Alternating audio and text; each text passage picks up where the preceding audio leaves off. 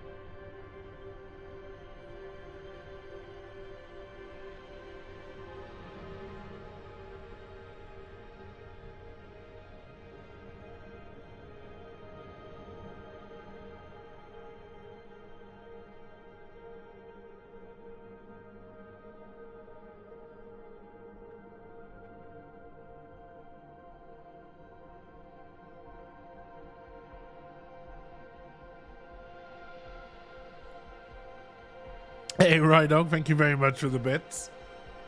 And I do appreciate you had to watch sponsored streams to do it. That is insidious.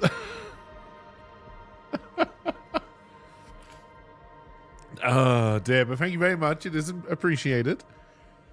Oh, and I hope you are doing well. The Twitch RPG stuff was about which type of sponsored stream you liked better and to give feedback on. Gotcha. Why the hell would Hyundai sponsor a stream? Was it just people driving around not particularly fast?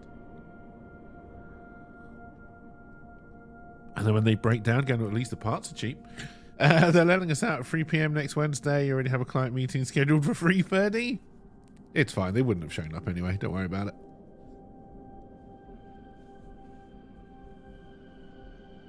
So you're hoping you can get it moved?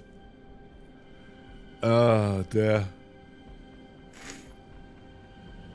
Oh, it's going to be one of those days where I just can't decide if I'm hot or cold or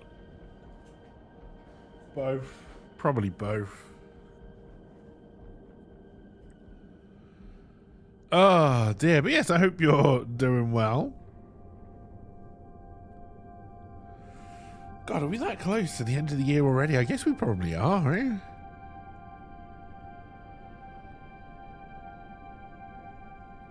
Oh. I guess we probably are. Just about halfway through December already. Looking forward to Friday, getting paid again. That'll be nice. That will be nice. Oh, I've been... Well, I did some writing this morning, but then I was catching up on... God, what... I'm going to say was, because it's past tense already. It was only launched, what, 4 or 5 days ago? But it's dead already. The day before...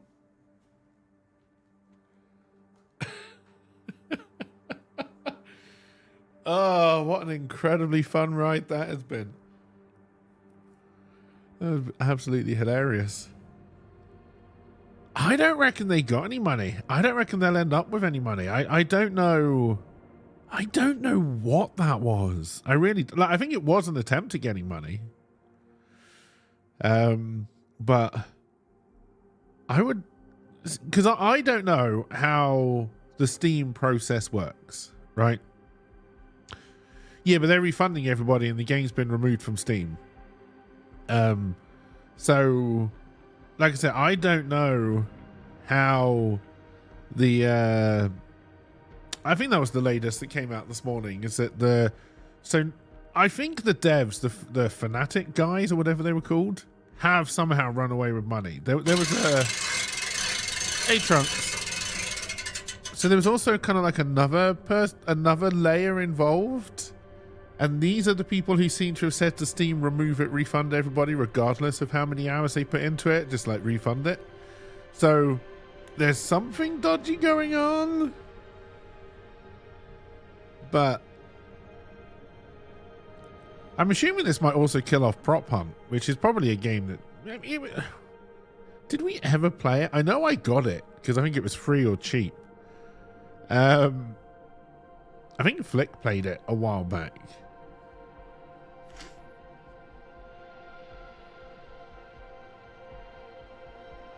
Oh dear. But yeah, I don't know if Prop Hunt is going to die as well, or someone else is going to try and pick that up. Like, I honestly don't know. How you doing, Trunks? Hope you're doing well. Hope you're having a good Tuesday so far.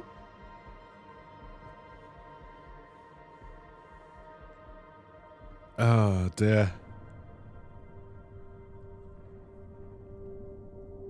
Prop Hunt is kind of the one anomaly in their history of games. So them releasing a game and then kind of abandoning it to move on to something else or just forgetting it is what they did until Prop Hunt. And then Prop Hunt actually gained a little bit of market share. So they tried. Hey, thank you for the resub. Oh, and I hope you're doing well, Skate. Scout even. Fucking hell. Almost a year. Almost a year indeed. Oh dear. It's the only problem with allowing people to choose their own sounds for resubs is that I never know what the fuck is happening.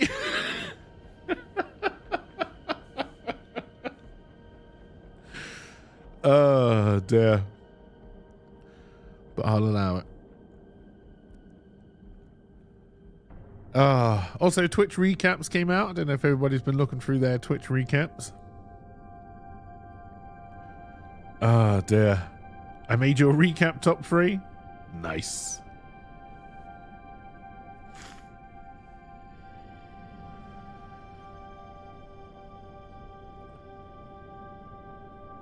It was interesting looking at the numbers. Oh dear. I was your number 1, Cakey? Nice.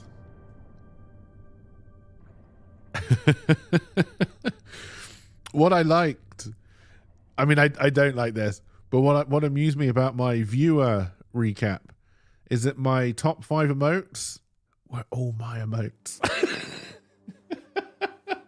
Not even Hex Go Burr broke the list, and I thought that for sure would have been my top emote used, but apparently not. In fact, no, it would have been my top emote used, so therefore Twitch recap is all nonsense. There you go. So I first looked at my Twitch recap on, well, I tried to look at my Twitch recap on my iPad.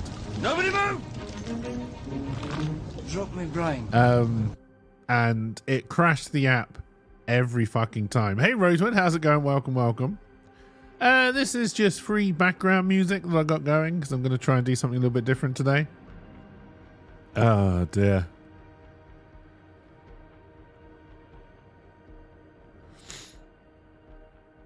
Yeah, but I don't use my own emotes in here. I don't really chat in my own channel. Like as a streamer, I think my top used emote was go eat food, which makes sense.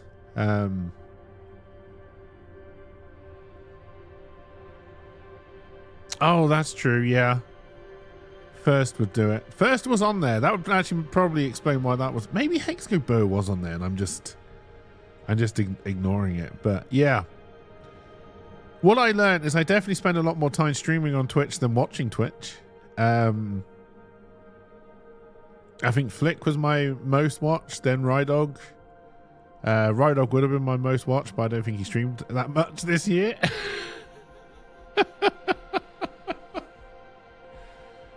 Oh dear. I don't know. In fact, I'm gonna go and check it now. Like I am not a good Twitch viewer. Let's look at my viewer stats. I only watched 172 hours. You did 6 streams this year, 50 hours. You should do better, but you won't.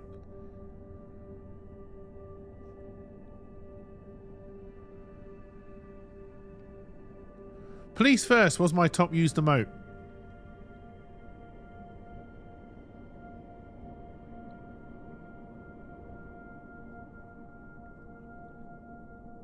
And even that wasn't used as a viewer. So yeah, I reckon that probably is because of that command. Do I also have one that does the GIF emote of me in the whatever kind of vehicle that's meant to be twirling around? I should know my own commands, but I don't.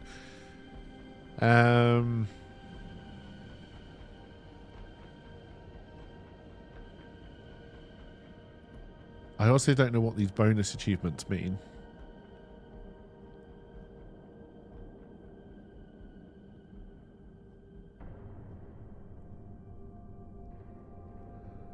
Oh dear. Yeah, that's just the stationary emote though, right? Or is it meant to be twirling and it's just not working? I don't remember doing one upside down.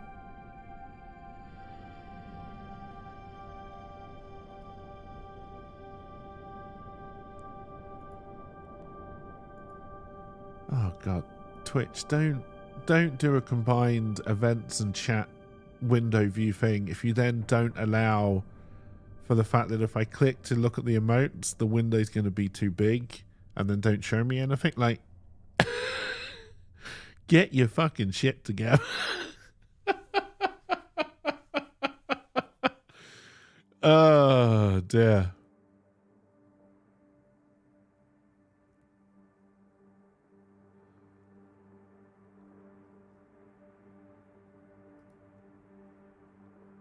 I did apparently get a chat badge. I'm assuming everybody got the chat badge. Because if I'm a top user with only 100 and something hours, I'm gonna say everybody is. Okay, so this is the big difference, right? So the hours did. So I watched Flick for 74 hours and I watched Rydog for 62 hours, right?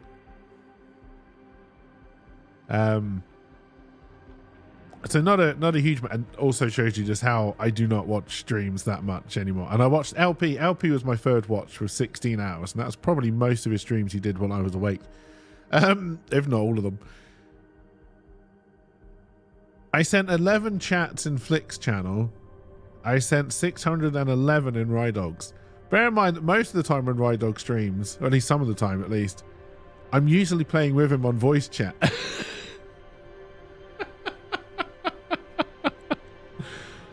Oh dear.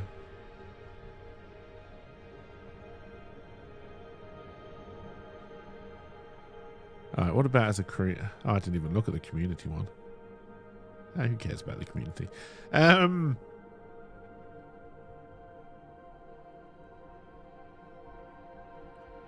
did 274 streams in 2023.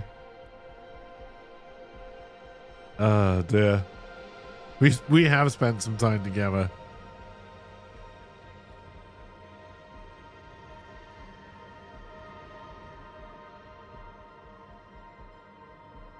My top 5 categories. A little bit surprising-ish. I mean, Overwatch 2, no. Satisfactory, no. Not surprising at all. The fact Baldur's Gate 3 made it there? When I only play that on the occasional Sunday?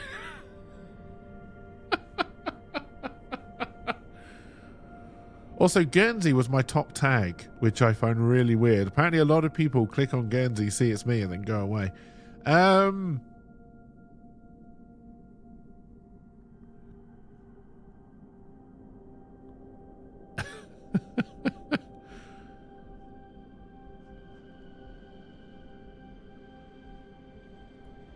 But yes, always interesting.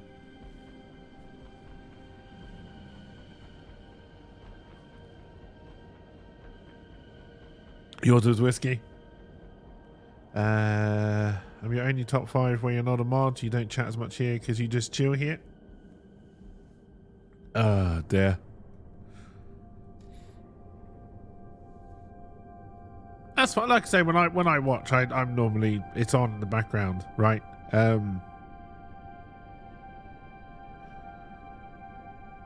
Yes, I like talking to chat. I like it when people engage, but you know, everyone, you know, if you're watching me, I'm hoping you're just here to relax and enjoy yourself, right? So the pressure is on me to be entertaining. I fail every stream, but oh, is that what the 10% meant? Interesting. So I was top 10% of every game I streamed. I couldn't decide if that was like the top 10% of people streaming it, or if that was like one of the top 10% games streamed or like viewed. Admittedly, I didn't click on to look. It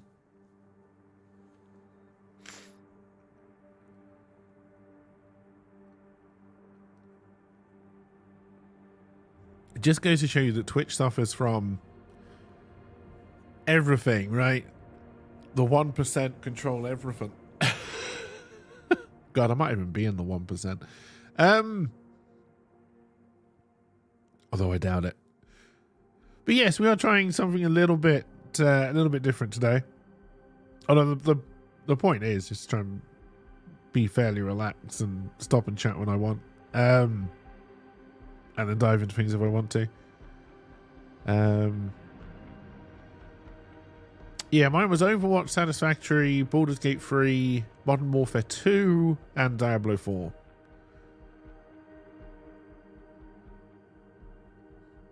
Diablo 4 definitely bringing up the rear, and only because of what, the past couple of days, I would guess.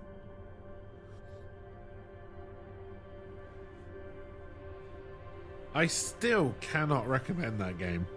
I really can. It seems too grindy without any kind of reasonable carrot to go for. You can't believe how much you streamed Modern Warfare 3 already. Oh dear. I'm just worried. One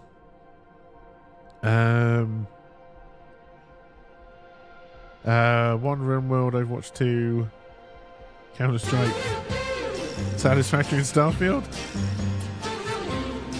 Hey Serenity, how's it going? Welcome. I hope you're doing well. But this is the thing, Scout. This is what I mean, right? Because in no way am I a big... Well, I mean, in one way I'm a big streamer because I'm a big fat bastard. But in no way am I a... Rydog says hello, Serenity. And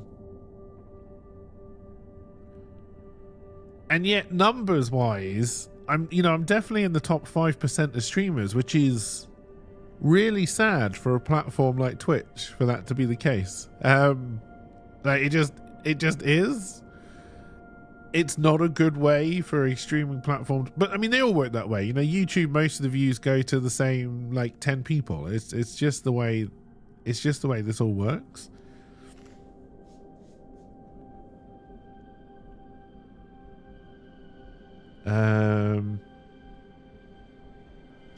No, so the trouble is I think that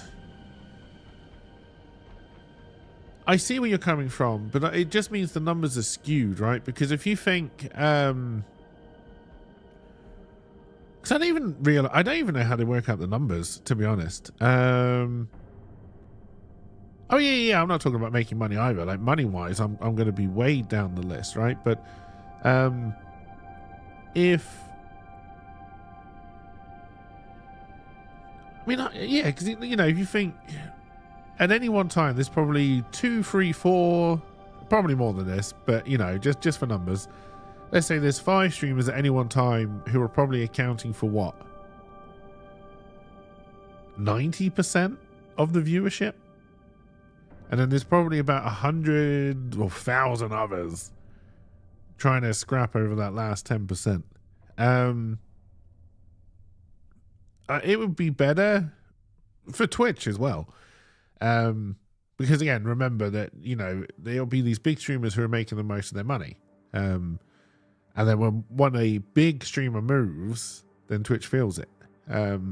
Whereas if everything was spread evenly, then, you know, people could come and go as and when. Might make Twitch worse, might make Twitch better with that kind of level. I have no idea.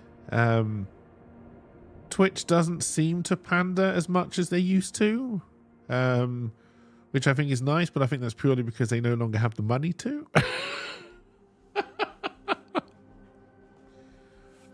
But we'll see.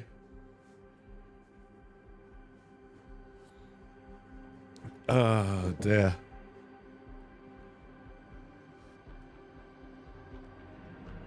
We miss a lot of new things because of how they push things. You wish they could feature people having good days instead of just who has the most. One, I really wish Twitch had fewer partners, and I honestly would prefer the partnership program to be a limited time deal. To me, I think if you're a Twitch partner, one, you are, because I don't feel this responsibility as an affiliate at all. But as a Twitch partner, you should feel you are representing Twitch, right? This isn't true anymore because they're like thousands, hundreds of thousands. I don't know how many Twitch partners there are. I don't know if they've ever said. You know, whereas as an affiliate, yeah, I'm here and I'm making you money and I'm making myself money, right? And I'll moan and piss and moan about Twitch all I want. Yeah, whereas I feel as a partner, there's two things, right? One, you're trying to push Twitch, and two, Twitch should be trying to push you. And if they wanted to give sweetheart deals to partners for a limited time, I would have no problem with that. Them having different contracts for different partners, I really don't like, because really Twitch should be seen as a more socialist platform when it comes to that. But let's not get into that either, I guess.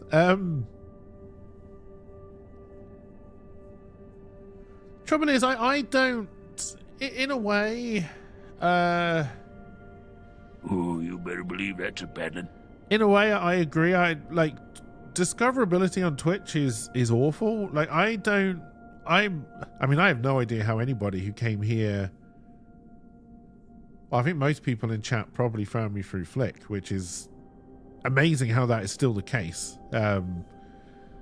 Whereas, you know, people who didn't, like Nerdy, I know found me through a random mowing stream. Scout, I don't really know how you found me.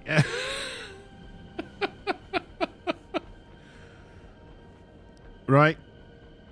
And, you know, at one point in my life when I did used to watch a lot more Twitch, I did actively try to look for people, and it was very, very difficult. The easiest way was to end up looking, oh, you want to see some more Satisfactory? Yeah, again, like, this is how I found most people I follow as well. Is I'll be interested in a game. Normally it's a new game that I'm thinking of maybe I'll buy, and I just want to see a bit of gameplay. And I go there, I watch the gameplay, and then I leave, and I never return, right? And that's probably the same with most people. Whereas, you know, because I'm not building, or even, you know, I'm not attempting to or trying to build my Twitch on gameplay skill, you know, like I'm never going to make a good Satisfactory factory. We may reach end game at some point, but probably not, because I'm probably going to get bored and give up. I definitely sell this stream more as a kind of, yeah, come hang out, chill and talk, right?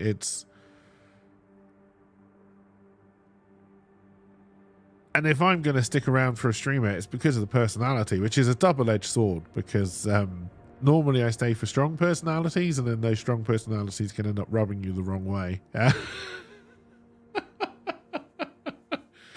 after a certain time. So, you know, double-edged sword. But what I should have done over the past few days is played Lego Fortnite. Gone around blowing up people's houses, because apparently that's how you get views these days. Lego Fortnite doesn't actually look that bad, but I'll still probably never play it. Mainly because I don't know if you can have private servers. I would not, like, it'd be like if I was playing Valheim on a server with other people who could just come and destroy all my hard work. I wouldn't want to play Valheim like that. Oh dear. That's why I never got into Rust, or Rust was the main one I was thinking of.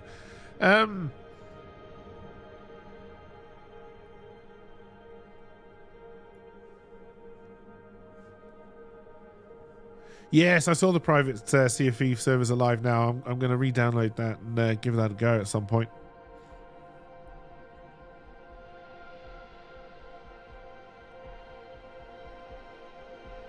But I really wasn't feeling like playing anything today, so I thought we'd try this instead. I ended up getting it on Owen. Gave me the money so I could pick it up. So no, I've got it through Steam. I don't have Game Pass at the moment.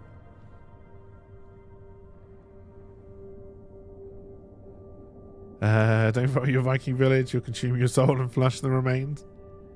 I like Valheim.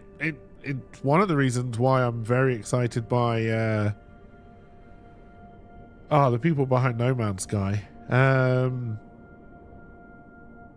I believe it's cross-platform, so I believe if you're on Game Pass, I think we can play it together across the two. He says, not being 100% sure on that.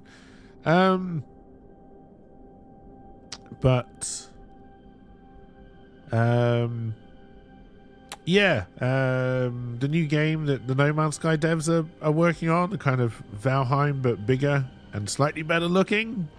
I'm intrigued. I enjoyed No Man's Sky enough.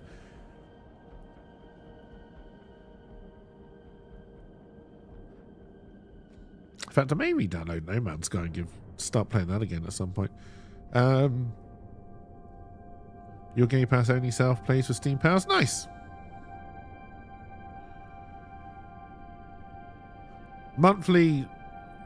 Recurring monthly expenses are the bane of my existence at the moment.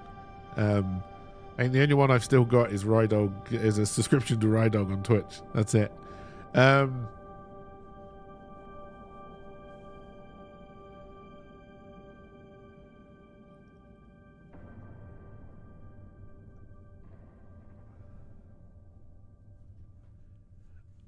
Dear.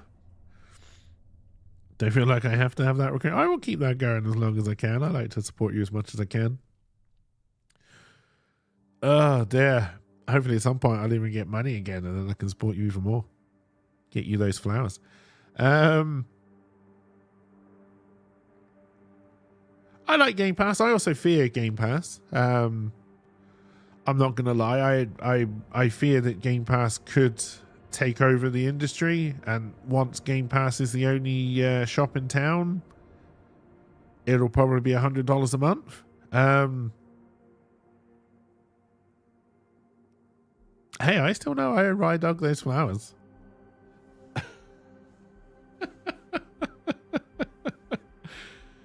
Oh dear. One day we'll get there. One day we'll get there.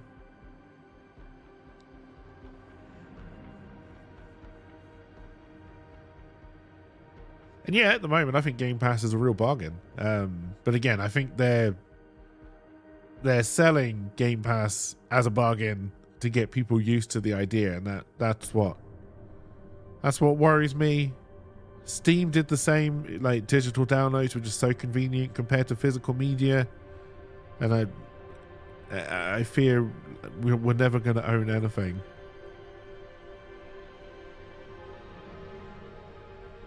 And pay more for the privilege.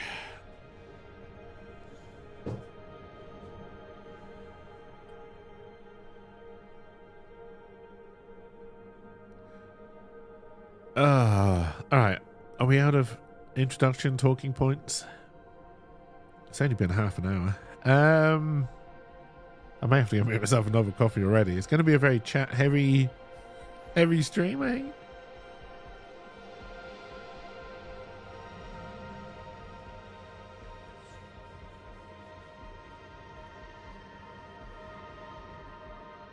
Anything else interesting happen? Don't think so. Elon Musk is just trolling the world, but he has been for years. Donald Trump will only be a dictator on his first day, but then he'll be fine. So that's a relief. That's a load off. I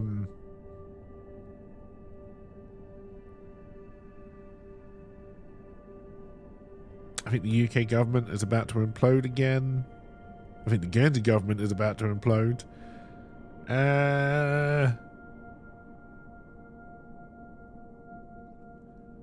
I'm really worried about what the new season of Doctor Who is going to be like.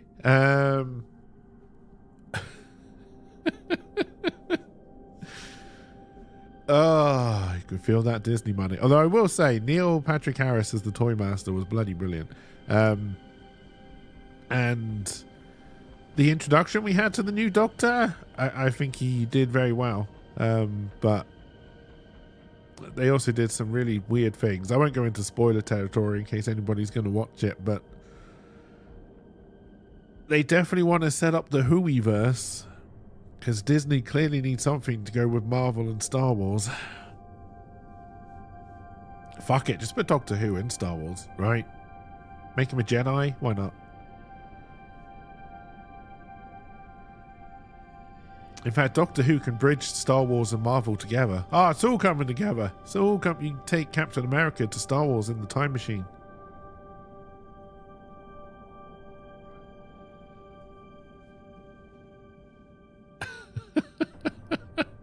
It practically writes itself. Doctor Who was Yoda's daddy. I think that they are trying to get to a point where they can tell the story that Doctor Who is God. I think that's their end game.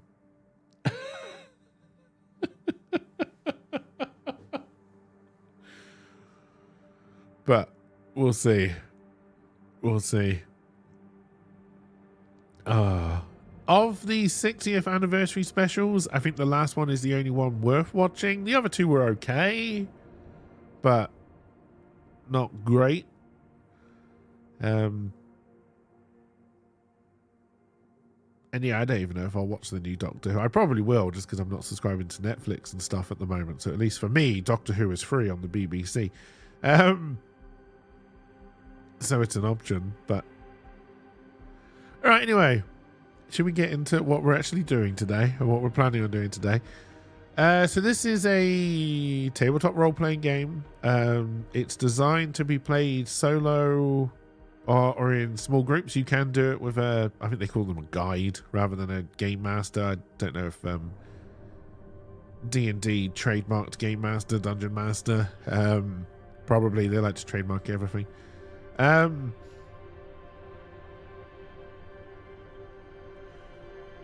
We're running it through Foundry just so that it's a little bit automated, but not a lot.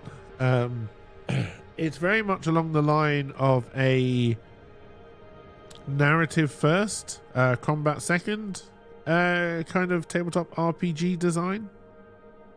It's not quite a journaling RPG, which is something I'd never really experienced before, but I tried one of those last night. I can't remember the name of it, unfortunately. But yes, you were journaling your survival through a zombie-infested city. We lasted the character I was journaling lasted 2 days. And why did it sound like something just fell down behind me? I don't want to look.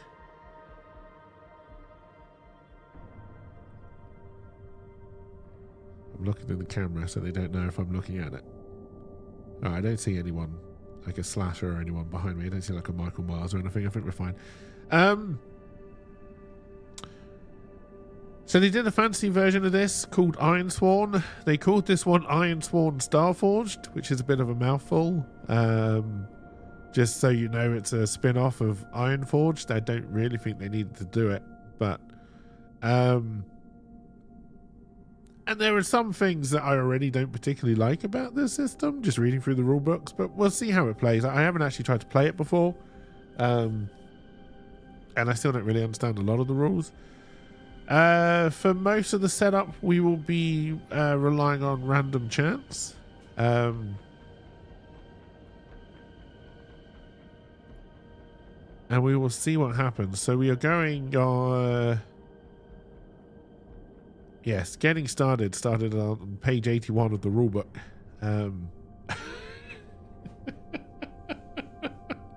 So, you know, nice, simple, concise rules. I think the worst one I read so far for rules, although I think it's the system I like the most, was Cortex Prime, who on page 2 were referring to rules that they wouldn't explain until page 175, which I thought was just an interesting approach to rule design.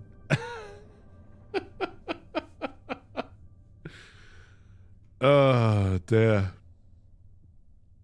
But yeah, so the first thing we need to do is we need to create our world. So we'll do our starting truths. You can make up your own as well, but we'll go through the ones that they've done on random chats. But I'll read through the default assumptions as well, just to give people a little bit of a flavor. So we are in space. Something has happened. The human race doesn't really exist anymore, or at least not in the way that we know. And the kind of what our space looks like changes depending on what we do based on our settings. But all of these are considered true. So it's a perilous future. 2 centuries ago, your people fled a cataclysm and settled a distant galaxy they call the Forge. This is a chaotic place full of dangers and mysteries. This is a lonely future. That sounds about right. With some possible exceptions. Humans are the only known intelligent life in this galaxy. Others once lived here, but only mysterious and perilous vaults remain to mark their legacy. This is a diverse future. There's a vibrant mix of people and cultures among the humans of the Forge. This is a far-flung future. Settlements lie scattered and often isolated from one another. Your starship can travel at faster than light speeds, but it's ponderously slow at a cosmic scale. Humans are intelligent. I would say it's more Firefly than Fallout, but kind of idea, yeah. Also, I'm really looking forward to that Fallout TV show now. I may even resubscribe to Prime when that comes out. Humans are intelligent when there's nothing else to mark ourselves against. Yes. If Elon Musk is the alien that we have to mark ourselves against, double yes, we're very intelligent. This is an unexplored future. Discoveries await, even in settled regions. Much of the Forge is unknown and uncharted. This is a wondrous future. The Forge is a galaxy of ancient mysteries, spacefaring creatures, startling phenomenon, and other marvels. Not to be confused with marvels. This is a retro future. Envision the technology you wield as only slightly advanced over today's real-world technologies, or even a step back in many ways, like Star Trek. Resources are scarce, and the people of the Forge must cobble together what they can. This is an unjust future. Those in power hoard resources, control technologies, and impose their will on others through force or cunning. Others must stand against these forces of imperialism and oppression. This is a hopeful future. Despite these challenges, hope remains. Fulfilling your sworn vows is a realization of that hope. Basically, it's like real life, but in space.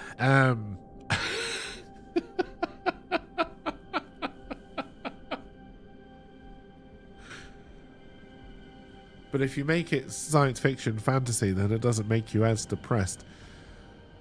All right, so we're going to go through our starting truths. So there are different types of cataclysm we can go through. So I'm assuming we roll the dice to them. Do we want to go through all of them? And can I roll the dice on each? Yes, okay, looks like I can. All right, so the sun plague extinguished the stars in our home galaxy, or interdimensional entities invaded our reality, or we escaped the ravages of a catastrophic war. All right, let's do a roll.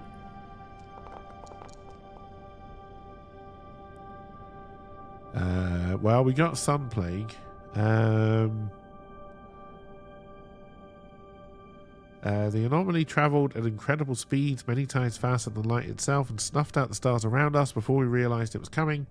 Few of us survived as we made our way to this new galaxy. Here in the Forge, the stars are still aflame. We cling to their warmth like weary travellers huddled around a fire. We suspect the sun plague was caused by...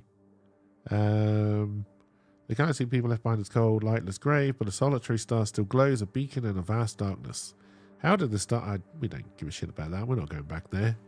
That's where our families are. They might ask us to build a shed or something. Do I have a roll command still working on this, or are they all broken?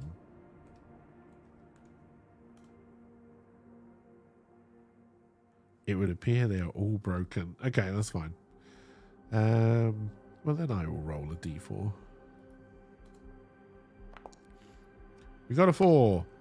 Okay, so we destroyed ourselves. We destroyed ourselves. I think that checks out.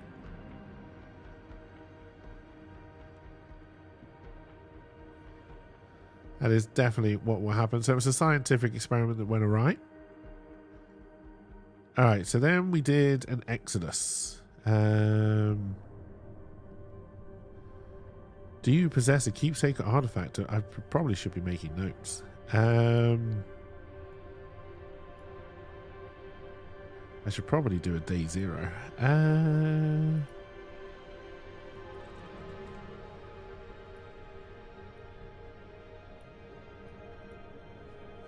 How do I move you up a page or you down a page?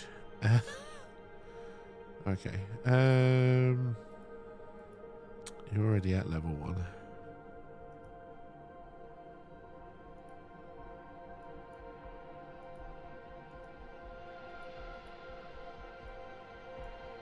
There we go.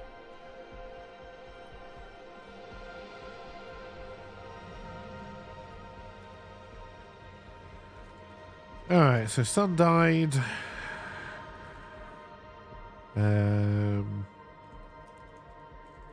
Humans did it. Because the humans always did it. Humans always do it. Alright, so our Exodus. We seem to be rolling onto the first one every time. That was in fact the exact... Hopefully this isn't broken, but I'm pretty sure we rolled the same result twice in a row. When the Exodus fleet set off on a ponderous journey to a new home outside our galaxy, they marked the Forge as their destination. Countless generations lived out their lives aboard those titanic ships during the millennia-long passage. The refugees built a rich legacy of culture and tradition during the Exodus, so with Battlestar Galactica. Some even remained in the ships after their arrival in the Forge, unwilling or unable to leave their familiar confines. Those vessels, the Iron Homes, still sail the depths of this galaxy. Sure. Alright, communities. Oh my god, we got a second one. Dangers abound, but there is safety in numbers. Many ships and settlements are united under the banner of one of the founder clans. We have a tentative foothold in this galaxy. Each of the 5 founder clans honor the name and legacy of a leader who guided their people in the chaotic time after the Exodus. Vast reaches of the settled domains are claimed by the clans, and territorial skirmishes are common. A forsaken people sworn to no clan live on an orbital station. A recent illness left many sick or dead. Supplies are urgently needed. Why were these people exiled? And why do you swear to give them aid? I don't. That's not what we're doing.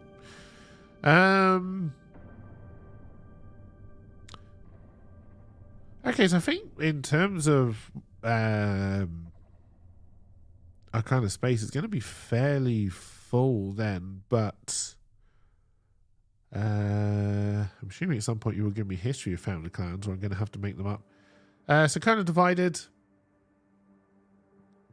I guess we'll have to work out how much clans share with each other when it comes to like star maps and stuff, or if they try to keep that all secret. Alright, and then we're rolling for iron. We got the top one again.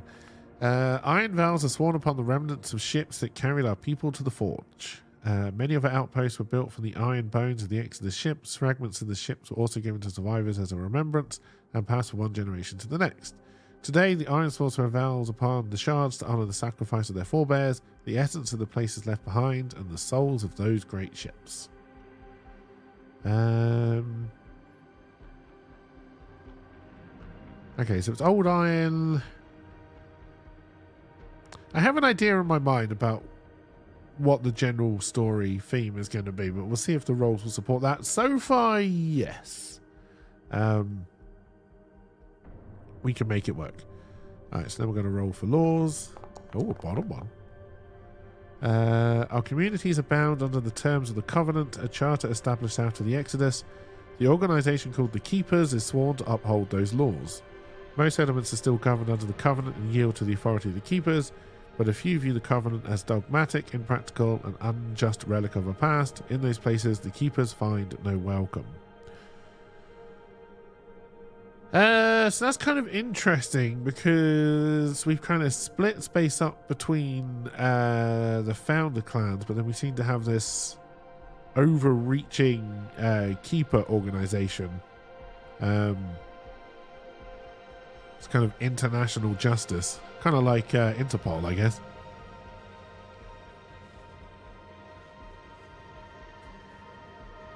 All right. We can work with that. All right, so we're going to roll for religion.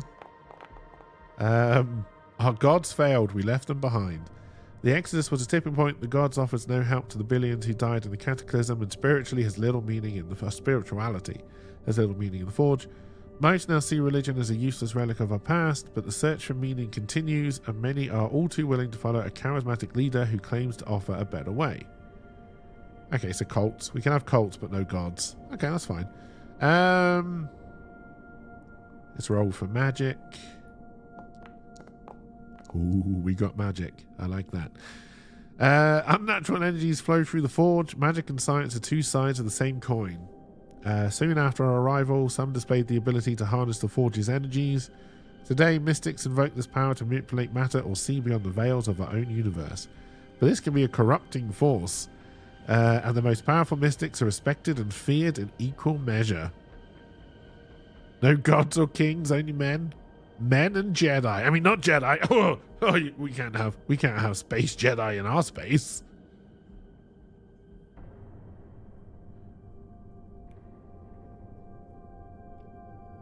But we can have space wizards who wield torches. That's right, I just replaced lightsabers with torches. Not Jedi legally distinct space wizards. Maybe they're the keepers and they have their light truncheons. See, that's different. A light truncheon is not a lightsaber. You don't cut people in half with a light truncheon, you just beat them to death. It's different.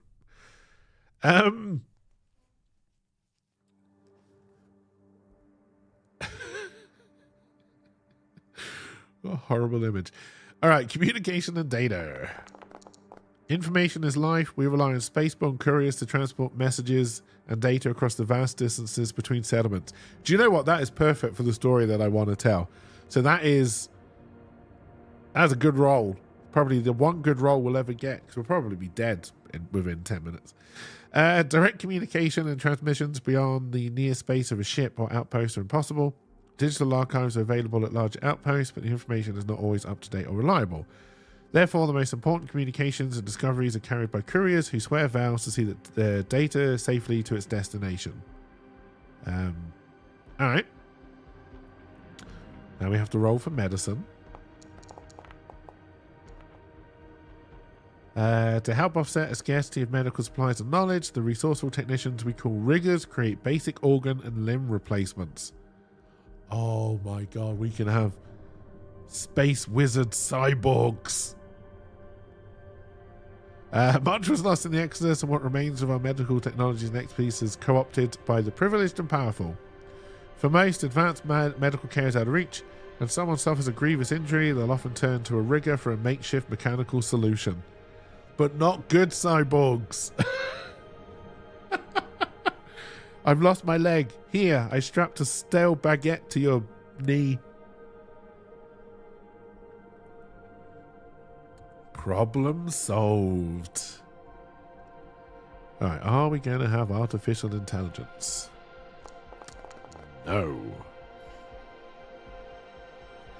We no longer have access to advanced computer systems. Instead, we must rely on the seers we call adepts.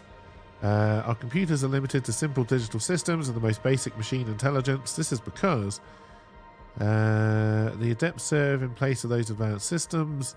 They utilize mind-altering drugs to see the universe as a dazzling lattice of data, identifying trends and predicting outcomes with uncanny accuracy. But to gain this insight, they sacrifice much of themselves. We'll roll a d4 and just hope it lands between 1 and 3. It was a 1. Alright, so the energies of the Force corrupted our computers. And now we have hippies leading the way who are high on LSD and mushrooms. This is good. This is good. I believe there probably should be war, but we'll see. Professional soldiers defend or expand the holdings of those who are able to pay. The rest of us are on our own. Mercenary guilds hold power in the Forge. Some are scrappy outfits of no more than a dozen soldiers. Others are sector-spanning enterprises deploying legions of skilled fighting forces and fleets of powerful starships. Most hold no loyalty except to the highest bidder. Okay, we're really mixing our messages here, but that's fine. We can make this work. Life forms. Many sites and planets are infested by dreadful Forspawn. These aberrant creatures threaten to overrun other life in the galaxy. The Forgespawn... Hey, cheers for the alert, Rydog. The Forgespawn are hostile creatures born of the chaotic energies of this galaxy. Hundreds of abandoned or devastated outposts and derelict ships stand as a testament to their dreadful power and cunning. Okay, that's good. It means we can have a lot of encounters, which I think is better than there being not a lot of life around. So that's good. Precursors. Over eons, a vast number of civilizations rose and fell within the Forge. Today, the folk we call grubs, scavenger crews, and audacious explorers delve into the mysterious monuments and ruins of those ancient beings. So again, I think that gives us a lot of places we can explore. That's pretty good. Horrors. The strange energy of the Forge give unnatural life to the dead. The Soulbinders are an organization sworn to confront these horrifying entities. We got a couple of big organizations mixed with big mercenary guilds. The woken dead are a plague within the Forge. Some of these beings are benevolent or seek absolution, but most are hollowed and corrupted by death. They are driven by hate and a hunger for the warmth of life that is forever lost to them. The Soulbinders are dedicated to putting them to rest, whatever the cost. Rumors persist of a fleet of ghost ships. Alright, I think we have to start fleshing this out a little bit already then. We will save our truths, so I think we can get rid of that. And then we have them here. Then we have to try and build this into a story or a world. What do I have to do? Do my character... Alright, we'll try and put it all together with the sector, but we got to do our character first. That's fine.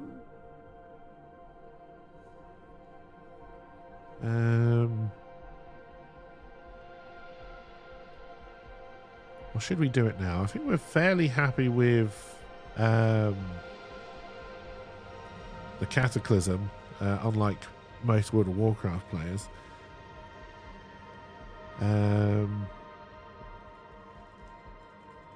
So we know the sun died.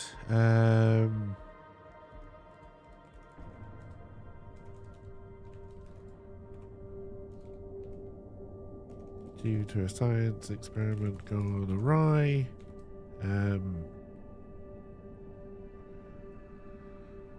So we are millennia out of when that happened. So it would be legend and fable, I guess.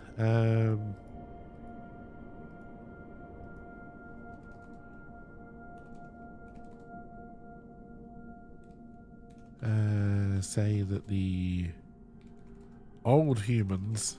Oh, we're going to have to give them a name. Let's assume they came from Earth. Would we know the name Earth?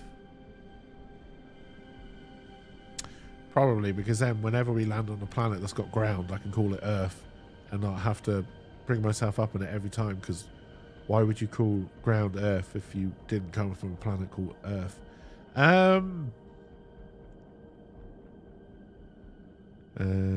Of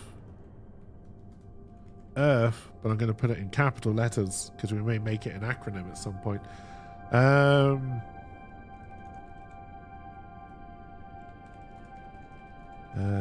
Destroyed their own sun.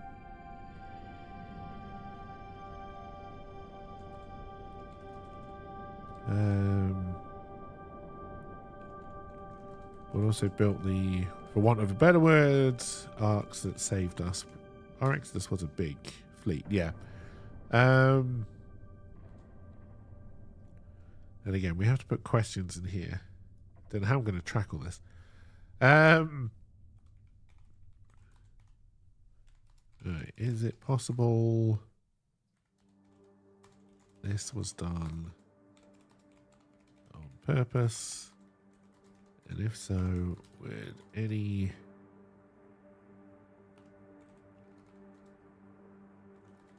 history of this be known?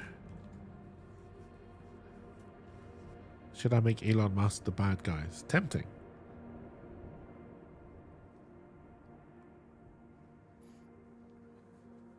I feel like I can do that myself.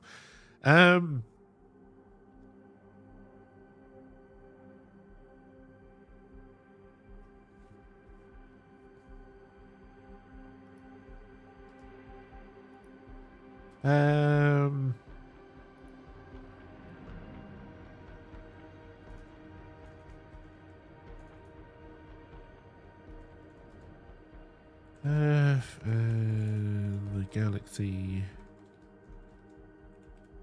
do not exist anymore. So there's no way we could find our way back through finding some kind of Stargate or other such. Sorry, not a Stargate, a space door.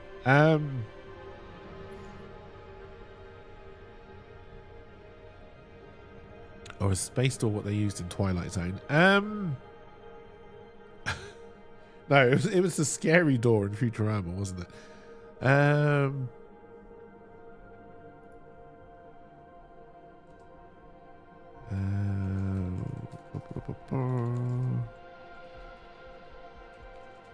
Would this impact the people of today?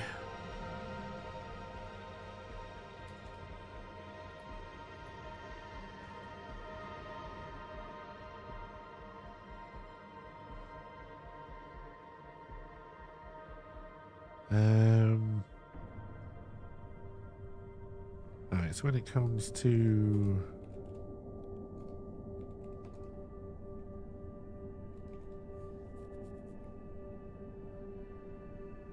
how many generations do we think? It's saying countless. I don't like countless. But fine. 5.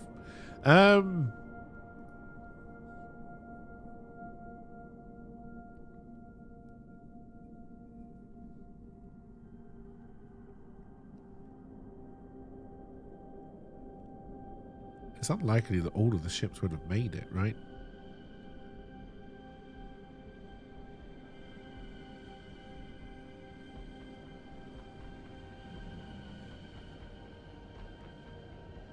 You've had to buy your way onto the vessels. Or would they've done like a best of the best lottery type system? Probably a little bit of both, right?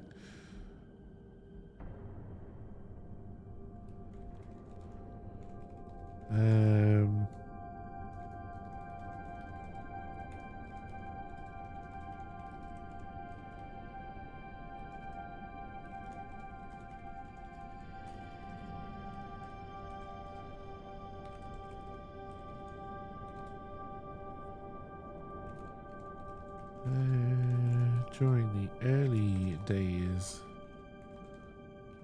of the ships,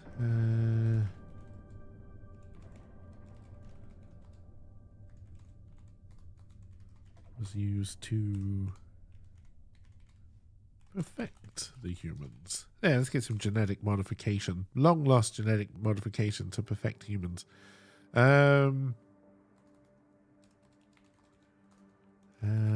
But some ships.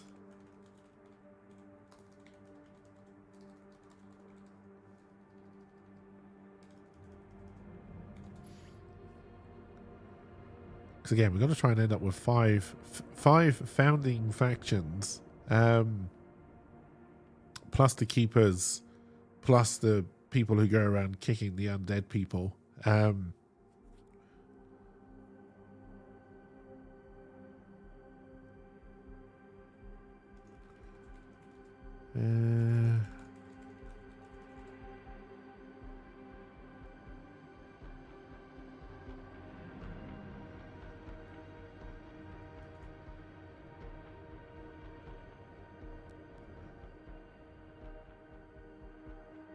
I think it would be interesting to...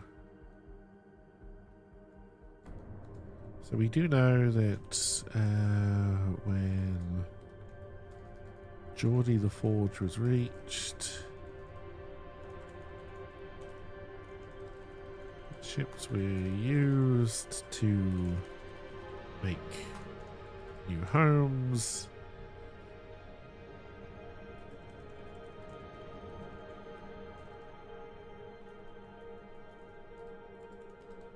Etc. So a couple of questions.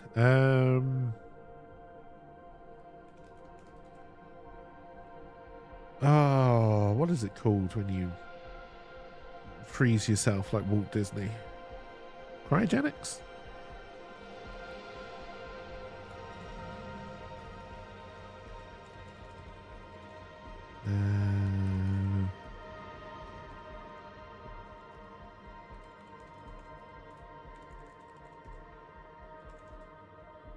Except the word, because I mean, could there be humans with memories of Earth still alive?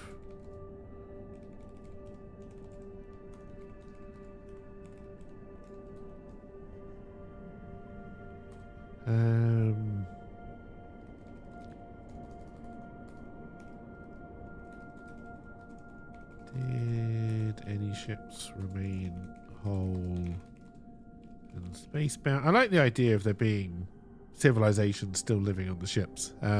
Possibly one of the factions could just be purely ship-based. That could work.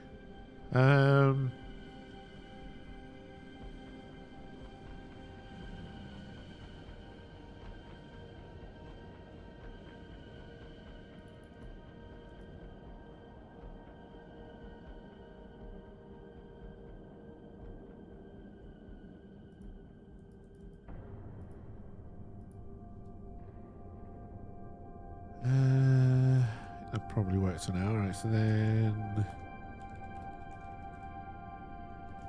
communities.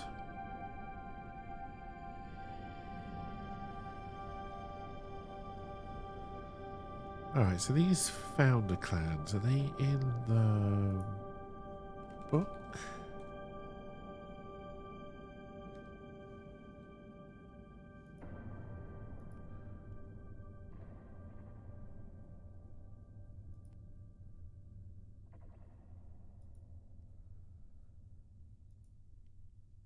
Easy if you highlighting where it said founder.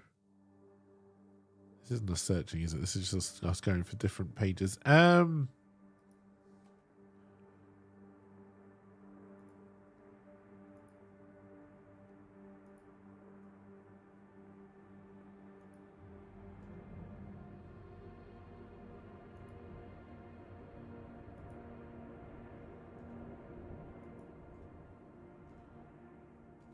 No, so it kind of looks like you're going to make them up. So, but we have been told there are 5 of them.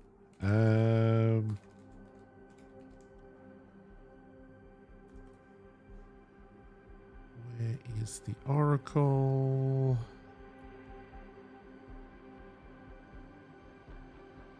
Be factions.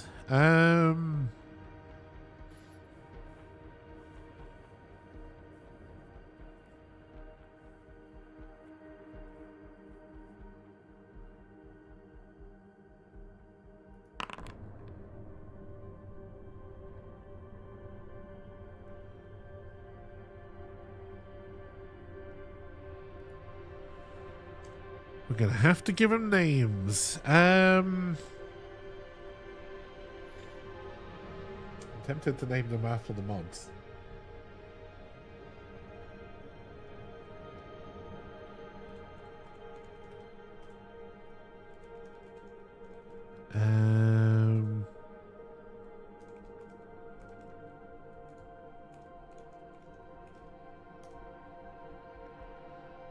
mods do I have? I need one more.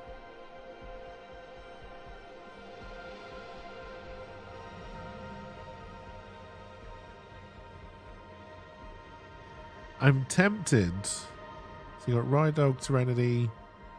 We'll do a little bit of random and a little bit of I'm tempted to put in a Nightbringer faction, which would just be their LP is also a little bit of fire and chaos.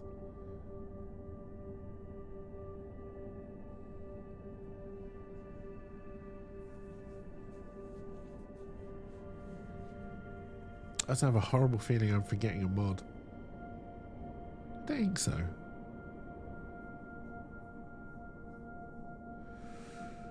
Ride Dog, Serenity, oh no, and an LP. I think that's right.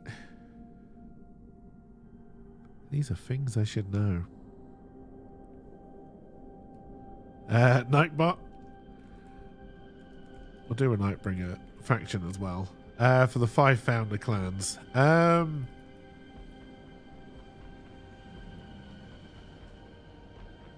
Cakebot.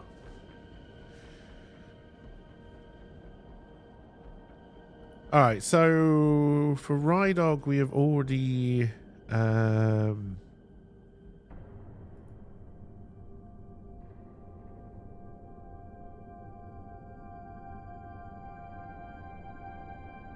does this mean? Oh, hang on. I didn't mean to press that one.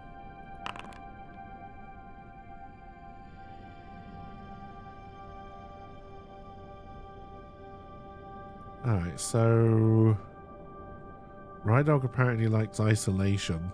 That is so not right. Alright,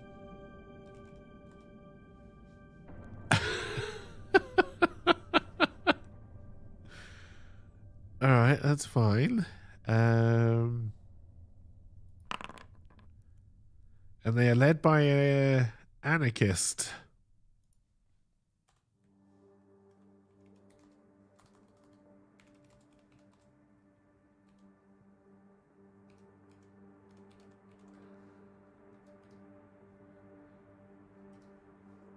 Alright, and then something about whiskey and booze.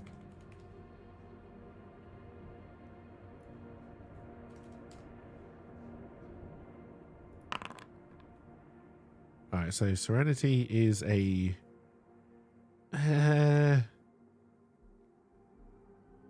fringe group doesn't make a lot of sense for one of the founders. I mean, I guess it could, right? Just because there were 5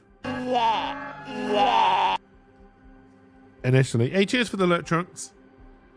Doesn't mean they're all... Alright, so I've got to go with the rolls.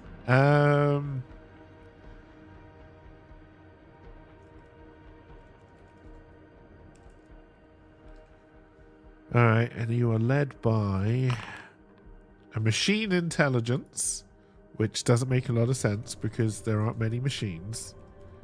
And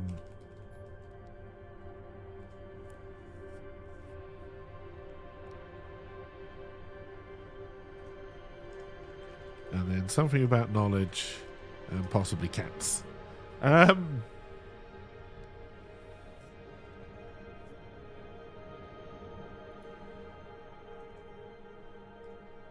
point we have to name all of these. Alright, so LP is... Alright, we've got to do a governing power roll. Exploration. That kind of works.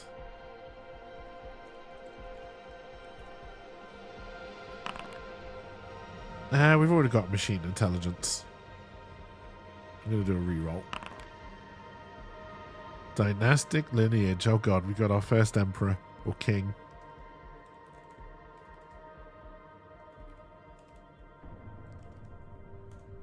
And then something about fire. And also mining. LP likes to do space mining. I put moaning, but I meant mining.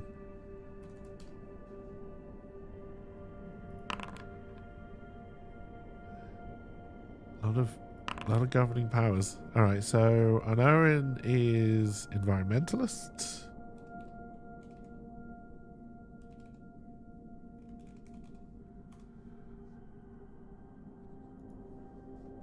God, the spelling mistakes. It's fine.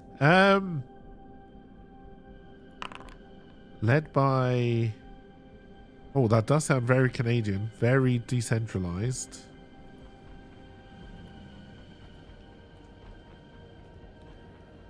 Environmentalism kind of works. Isolating anarchists sounds like preppers.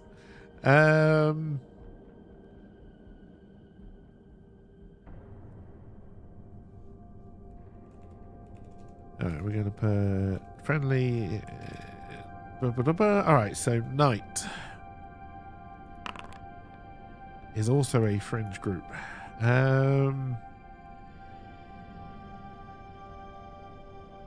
Oh, I didn't roll for the fringe group for Serenity's roll. Hackers. Oh, that works so well. Alright, Nightbringer is Rebels. That also honestly fits quite well. And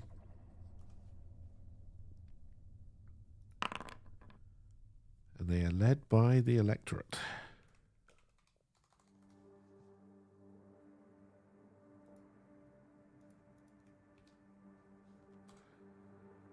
And then I'm just going to put chaos. At least I would if I spelled it right. And let's just put taste in music, shall we? With a question mark.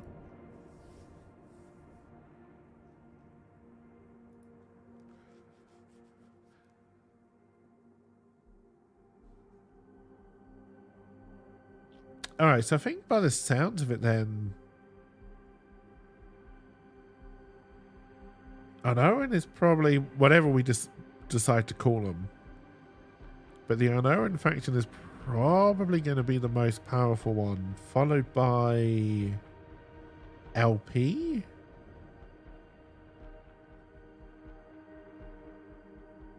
I kind of see Nightbringer's society as basically pirates. Pirates who elect themselves. And yes, the one based on Rydog's roles is going to be a little bit more difficult to work into a thing, but that's fine.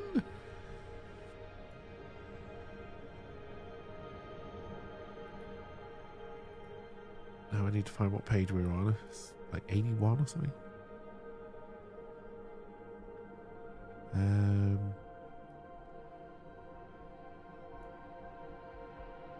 Alright, let's bring you over here. Starts working on communities.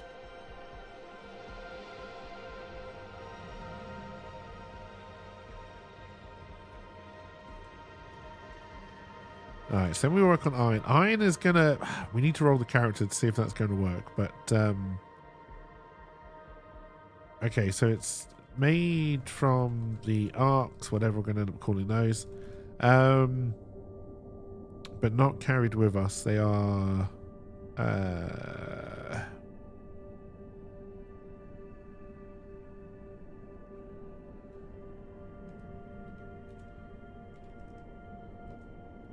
statues in important places.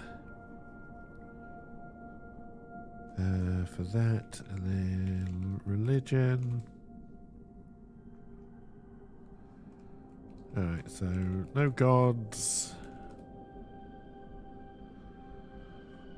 But with the powerful space wizards, oh, we didn't do laws.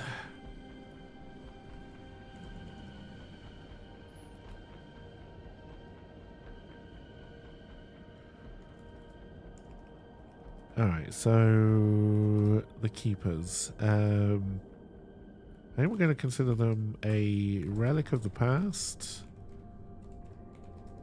but still powerful.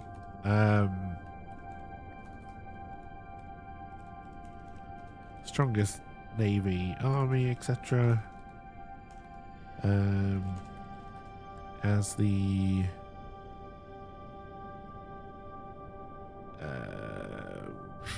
can't really call them countries when they're all on different planets and all over the place. Don't really want to call them factions because we're kind of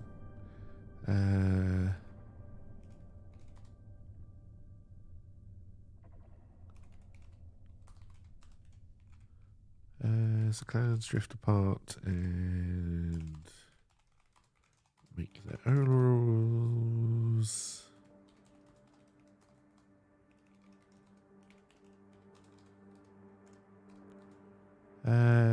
So as part of history, I think the keepers would be security on the old ships.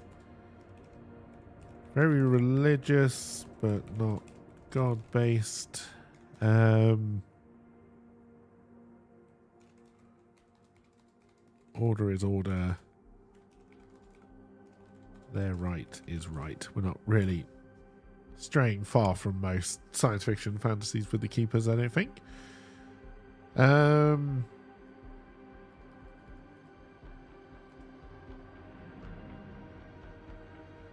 Alright, so now back on religion. So no gods left, void.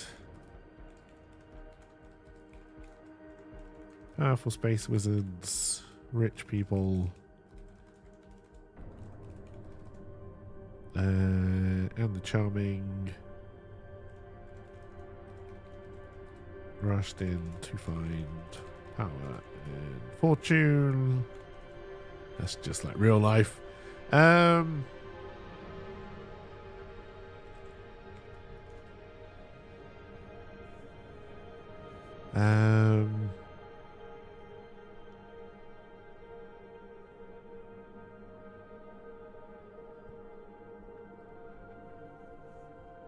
So yeah, we'll do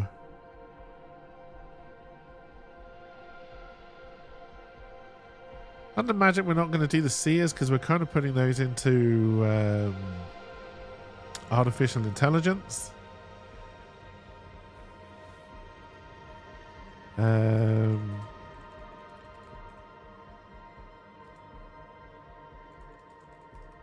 Very powerful than some. We can play around with it. We have no idea if we're going to have any magic abilities as our character yet. We haven't done those roles.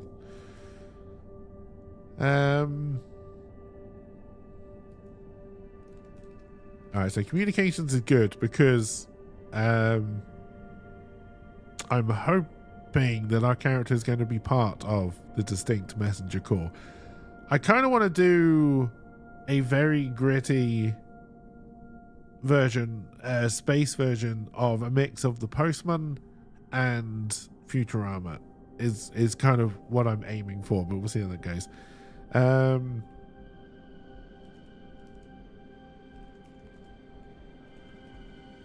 Alright, so messenger guilds, various.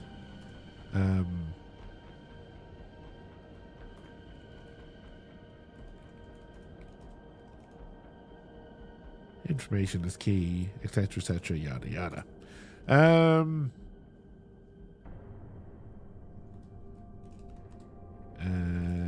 Any vault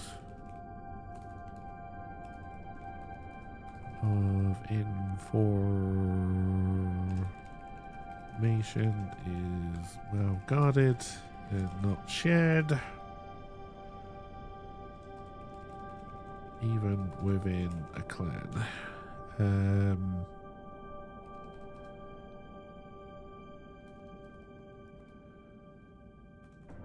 That's fine. Medicine, we don't really need to go into.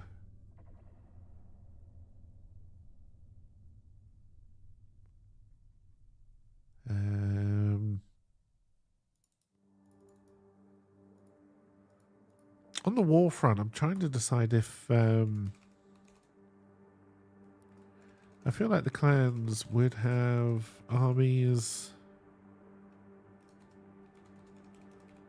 but limited. Mercs are plentiful, we know that. And out for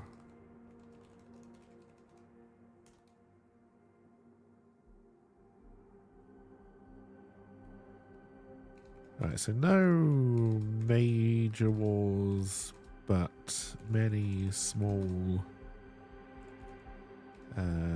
Planetary conflicts.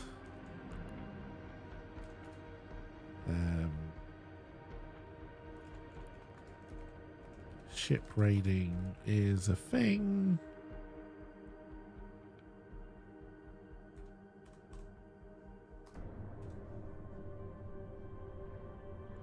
Alright, so life forms we can play with. That's fine.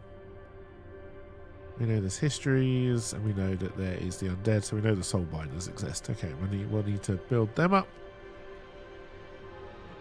Alright, good. So I think we can now start to roll our character.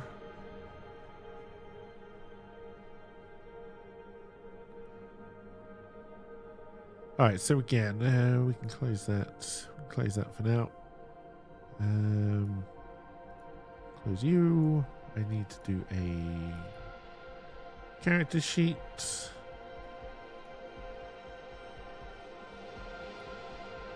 And we'll take it from here. So again, it assumes that we're human. We'll stick with that for now.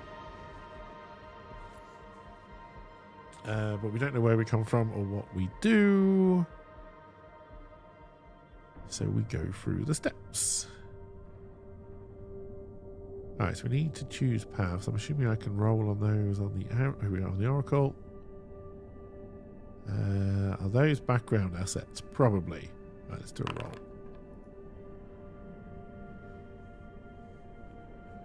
Alright, so choose any two path assets. Consider how each choice plays into an emerging concept for your character. Be mindful of the established truths in the last exercise. Some assets may not be a great fit for your setting. For example, if there is no magic or supernatural abilities, but there is, that's fine. Alright, so we are an operative. Alright, so let's see what assets that gives us then from the list of assets. So what were we?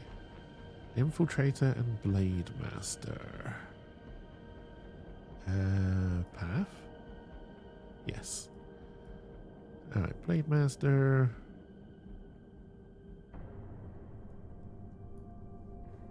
And an Infiltrator. Alright, so Blade Master. If you wield a bladed weapon, when you clash or strike in close quarters, add +1. On a strong hit with a match, you are unstoppable. Mark progress. Okay. So we're going to be more sword fighty than pew pew. Okay, we can work with that. When you make a move to break into a secure site, infiltrate a protected area, or hack or manipulate a secure system, add +1 and take +1 momentum on a hit. On a strong hit of a match, access is easier than expected. So you're playing more into a kind of space Indiana Jones, I feel there, but we use a blade rather than a whip. Could that fit in with the kind of...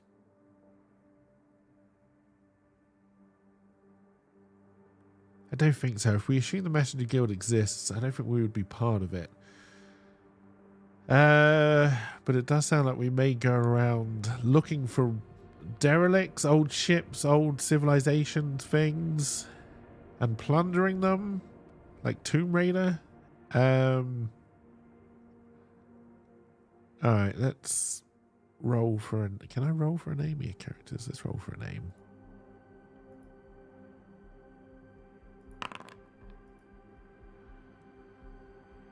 Amari.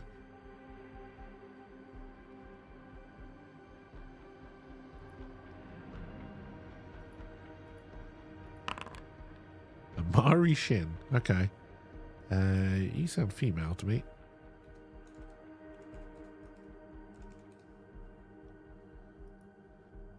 And your call sign is Slash. That works well. Being a blade master. All right.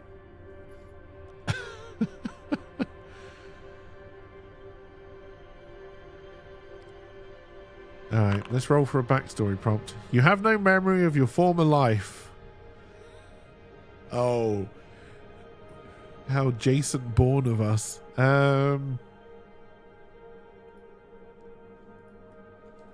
Also, means it's much easier to build a backstory.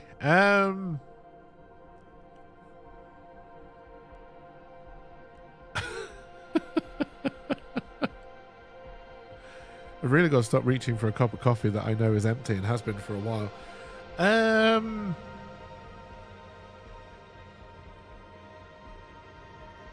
All right.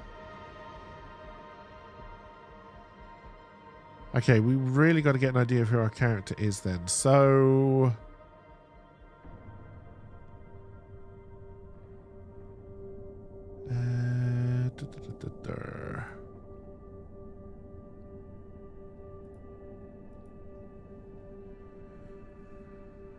Alright, so we have no memory of our former life. But we have to start from somewhere. We're going to have a ship. Because we're going to have to roll for that at some point. And then we're going to work out where we are in the sector. So we may have to come back. But...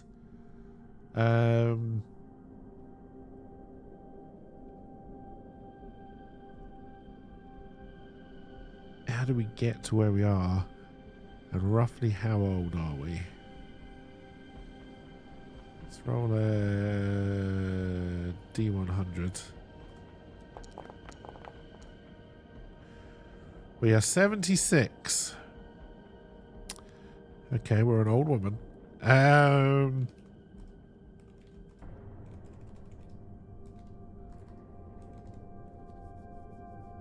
Although what's old in our society, I have no idea.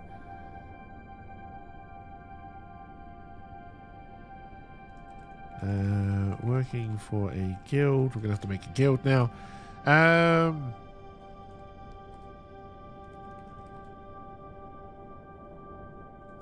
6 old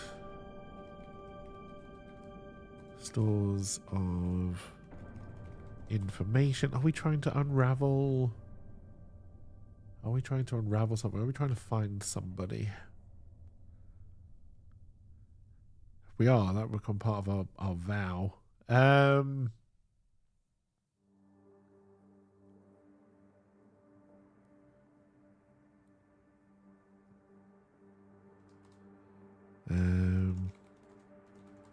Looking for a truth. I don't know what that truth is, but we're going to have to decide what that is.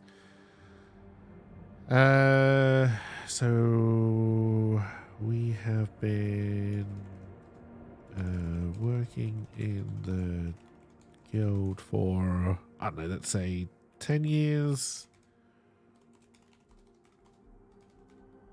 No memory of life before that, which is interesting because it means there's a lot of things. We could have family. It could be the guild that wiped our memory because we got too close to somebody. It could be we went somewhere that wiped our memory because we found something out. Maybe we still have that knowledge deep down. There are many, many very generic sci-fi stories we can go with here. But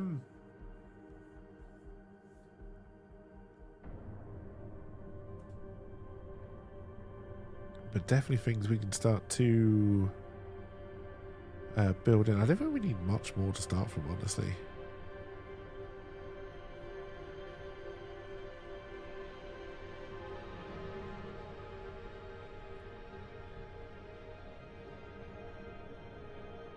I feel like if you don't know who you are,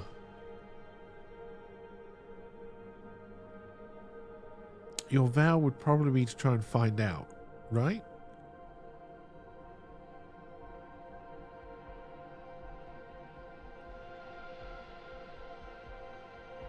No, I'd rather be doing it for the guild. I feel like the guild we're part of some kind of charismatic organization run by a crackpot.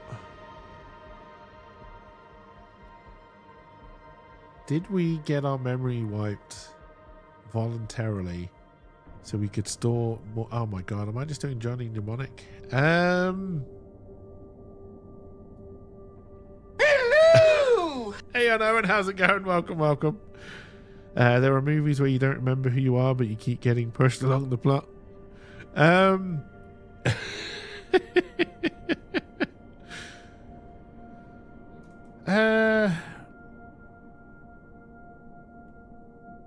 Yeah, I think more than us not knowing. Although, of course, we still wouldn't know. We may have been told we volunteered to have our memory wiped. Doesn't mean that we did.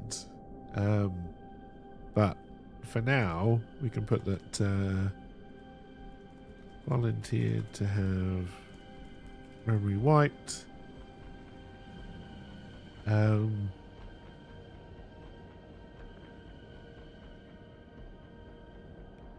There's always a turn where they embrace the character and act tough to get through a situation. Alright,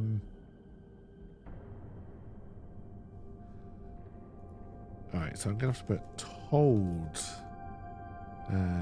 we volunteer to have memory right for the greater goods.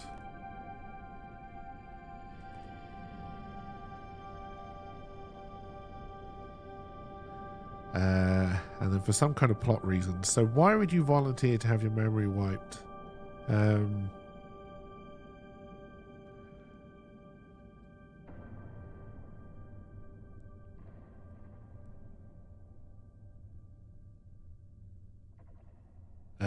I'm John Mnemonic, and you don't want to cross me type deal.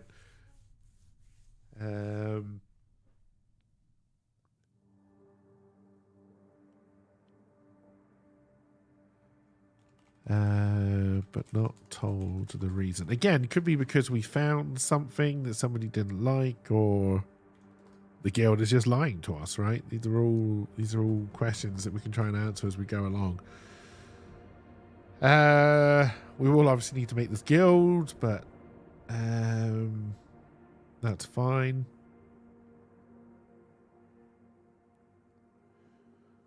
And I think we need to. So I think the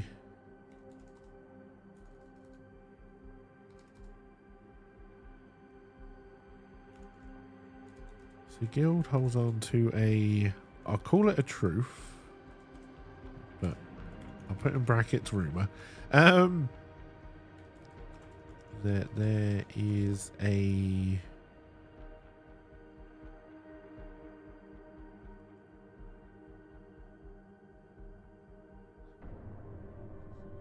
right, getting a little bit fallouty in my mind here, but again, I think that's also fine.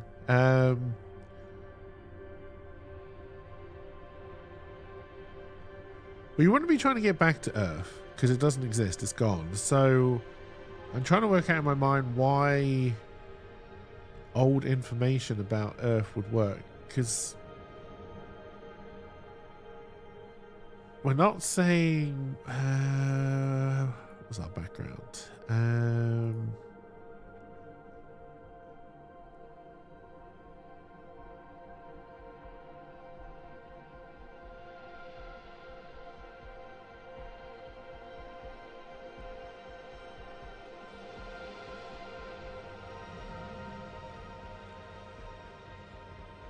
We don't have these advanced systems.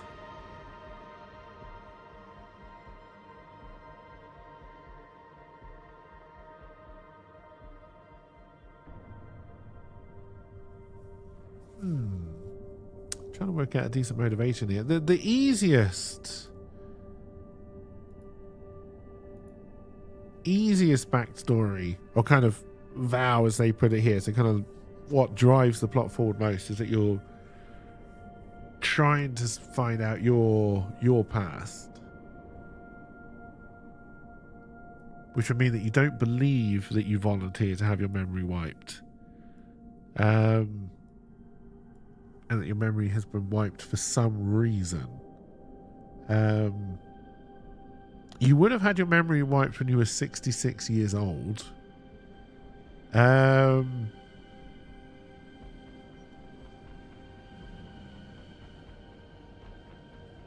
A man you knew too little situation? Could be, right? And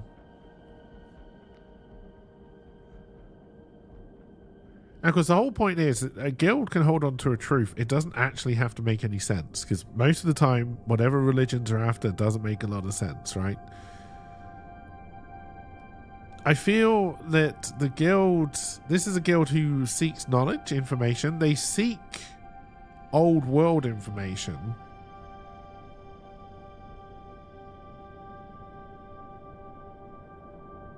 We could link it back to the idea that some of the arcs, or whatever we end up calling them, the Exodus ships, did in fact stay intact and did not settle down onto a planet or a orbiting space station or whatever they ended up doing.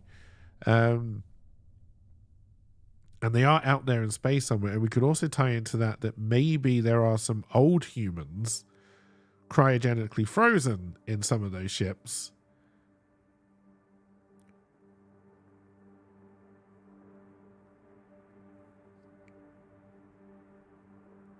And again, the reason for why they would want to find them,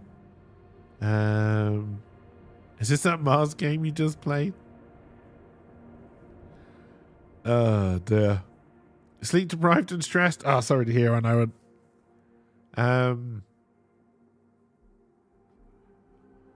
I like the idea that we would play a character who believes in what this guild is looking into with a kind of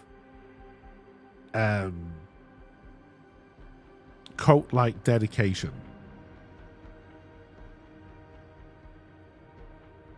So then I think the iron truth would be to find this Exodus ship. I think we would need to know the name of the Exodus ship.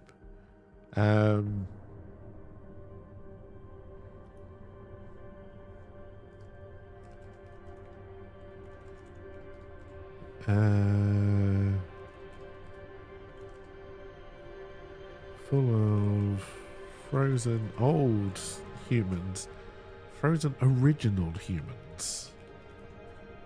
Because as we all know, original recipe is always the best recipe. Nobody liked New Coke.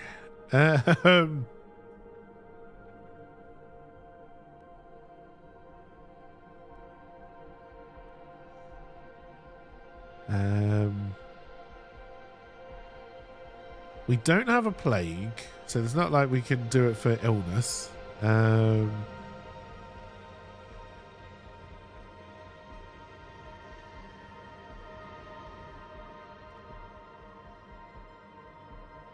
Then you're in the Da Vinci Code era of protecting a religious secret.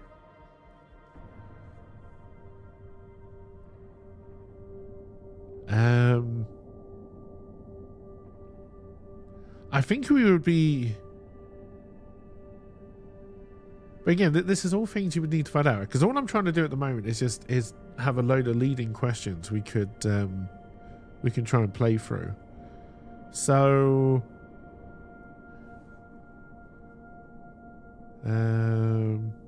So yeah, all we know is they're trying to seek it. And they seek it. We've drunk the Kool-Aid. We're going to call the Exodus ship the Trunks.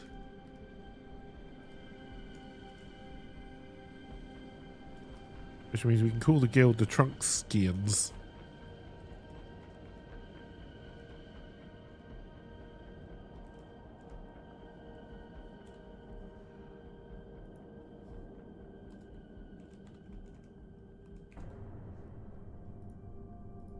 I feel like we need to start setting all of these things up. What kind of actors do we have? Okay, nothing really for guilds or anything. That's fine.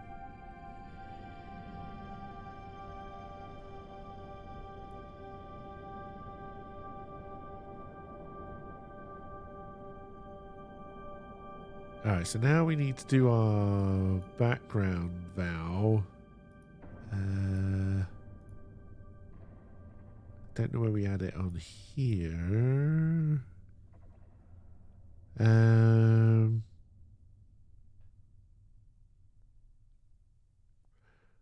Alright, so next revision marked down the background vow to represent the primary motivation and ultimate goal. Consider what you know of the setting and character thus far, what nagging ambition they can need or sacred commitment drives you. This is your background vow. This vow is part of your character's history. Sworn months ago or years ago, it can be tied to your backstory or represent a deeper lifelong goal.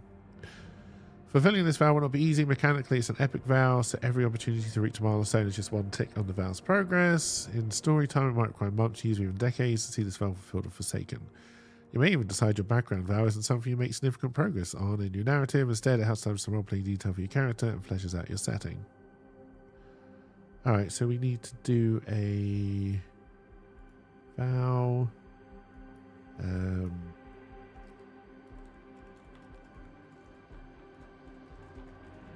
Find the trunks.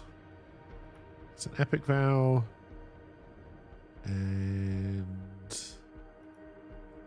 that now exists. Okay.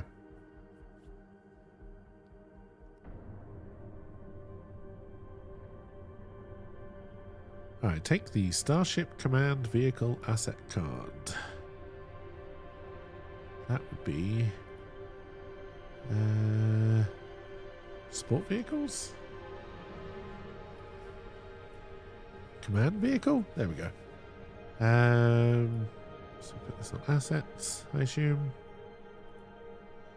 Your armed multi-purpose starship is suited for interstellar and atmospheric flight. It can comfortably transport several people, has space for cargo, and can carry and launch support vehicles. When you advance, you may spend experience to equip this vehicle with module assets. Alright. If you're playing alone, you're alone. I am a lone spacer in a vast galaxy. Give the starship a history.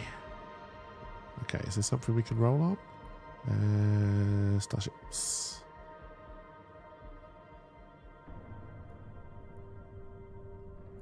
What do you reckon that is? Let's close these down. Is this the first look table? Nope. Type? Nope.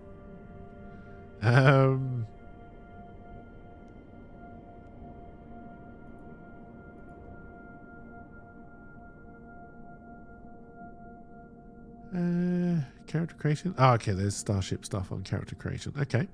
Makes sense.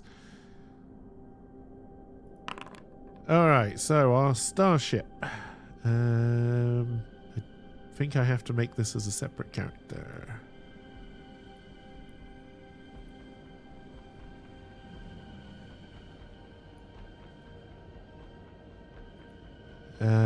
Earned in exchange for a promise or vow. That works well for our history, honestly.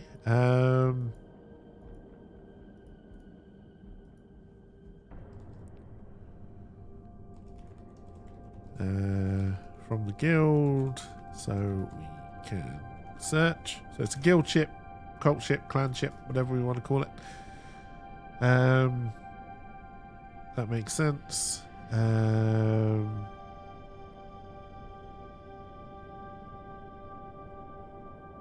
Hey, cheers for the commercial link, Serenity. It is appreciated.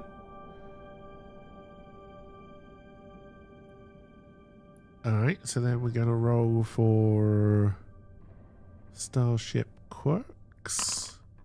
Once a beautiful ship, now scarred by a devastating battle.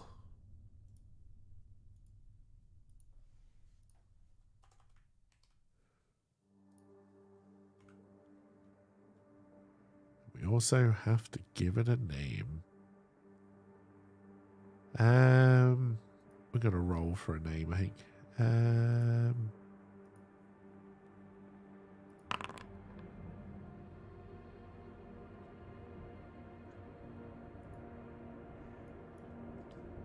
Avery's Wake.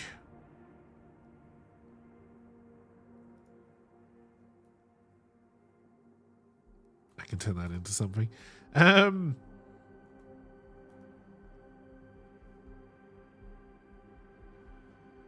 we don't give our ship a type. Okay, so now that your ship is ready, pick one final asset. This time you aren't limited to picking a path. You can choose from any of these asset categories.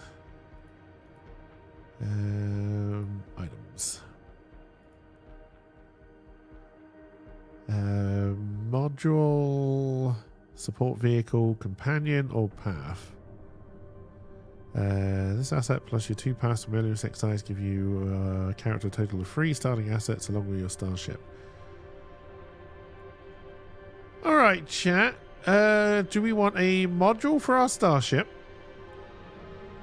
A support vehicle, a companion, or a background aspect to help us out? I could just roll a d4. Let's do that.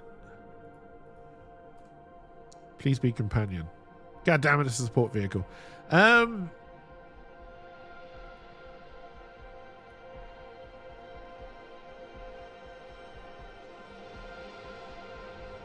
companion or robo dog. Oh dear. Sadly, we got support vehicle.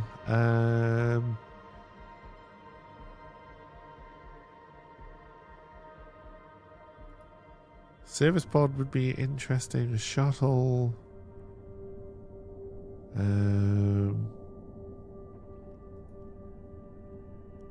Maybe an exosuit.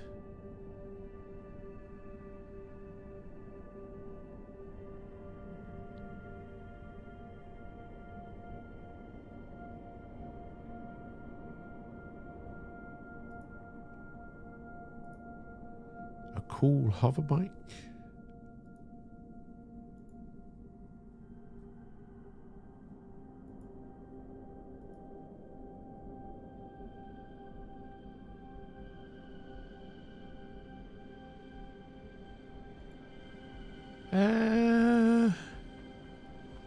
I may break my roll and just look at companions. A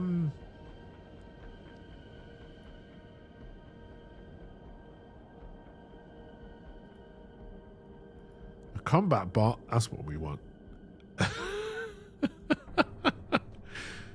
Oh dear. No, we rolled support vehicle. We do support vehicle. Your Twitch recap came out. Your most watched is Overwatch 2, which I think speaks more to me than to you. Oh dear. My most streamed was Overwatch 2, followed by Satisfactory. We're gonna go with an exosuit.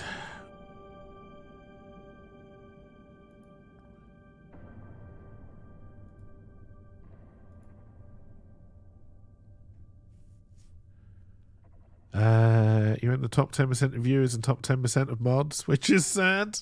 It's like you only watch one streamer. Oh dear.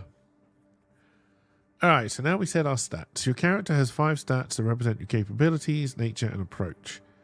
Each is given a value from 1 to 3. When you make a move and roll dice, you usually add one of your stats to your action die.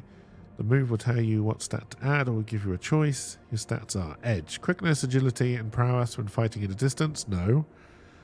Heart, courage, willpower, empathy, sociability, and loyalty. Iron, physical strength, endurance, aggressiveness, and prowess when fighting at close quarters. We're a blade master, so we're going to want to be more close quarters than distance. I also kind of want to be fairly sneaky. Because number 2 is satisfactory.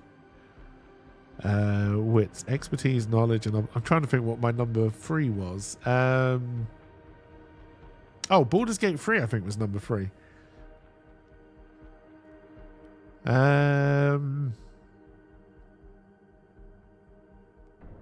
So if we do Iron 3, Shadow 2, Wits 2,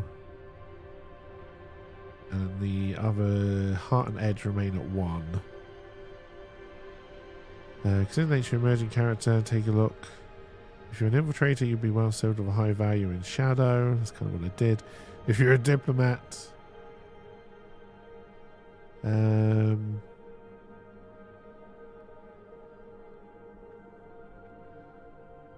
alright. Your condition meters are on the left or right sides of your character sheet. You can use a paperclip. Set your house spirit supply to 5. Done. +2. Done. My ship is at 5. My ship is at 5. Oh dear.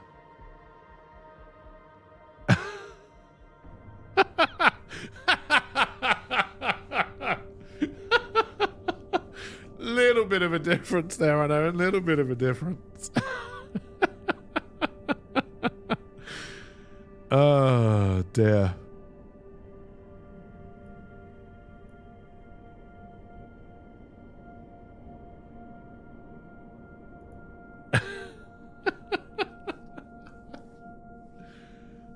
No, I haven't eaten today yet, Trunks.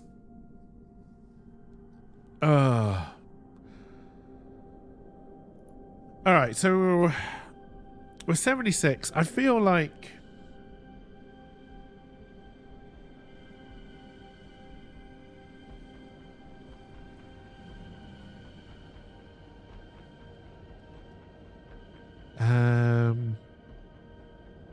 We're 76, but we're close combat and we're sneaky. How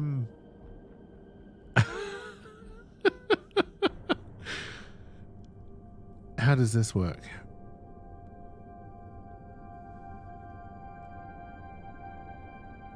I don't want grey hair. We're gonna have to have grey hair. Grey hair long, but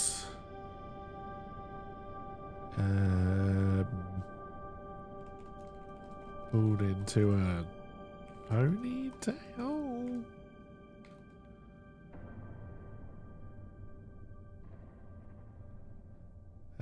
We hold our sword with our right hand. So I think our left hand is going to be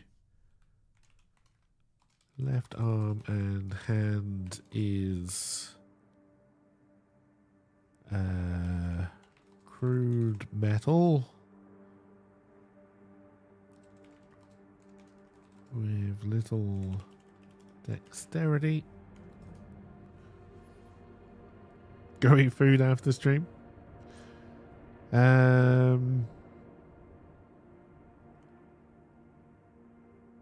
I think that we do. We know we're in a cult, so we're probably wearing like robes or something.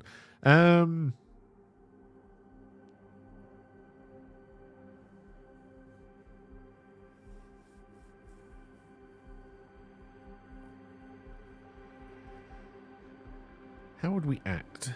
Again, we're part of a cult, so I would say we've got good wit. We don't have a lot of charisma. What is wits? Is wits like your charisma as well? We are cunning. 3 days until you're finished for the year. Nice. So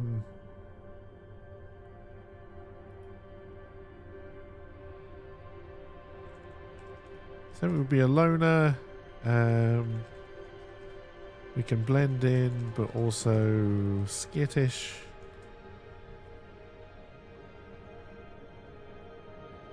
And then we wear... How culty do I want to go? Hey, cheers for the alert trucks. Now let's get more for adventure stuff. So we just wear comfortable trousers. And because I'm a woman in a sci-fi show, I don't know. No top, free breasts. No, let's not do that.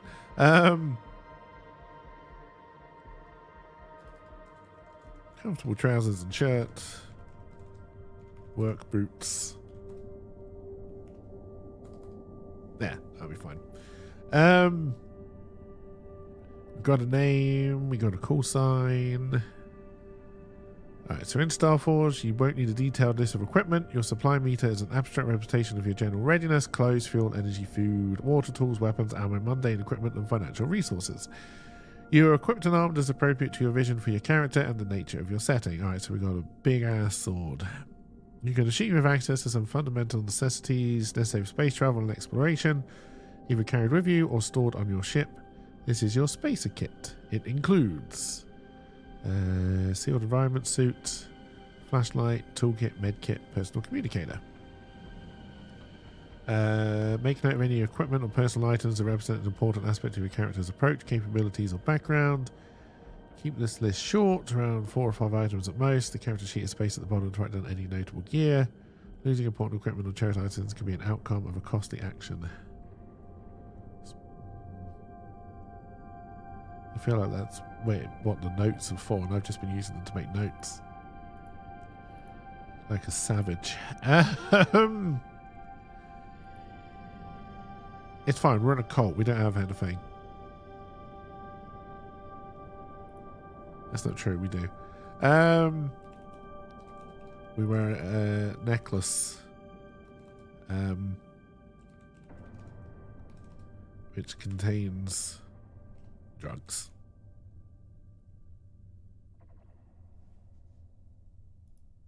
Because why not?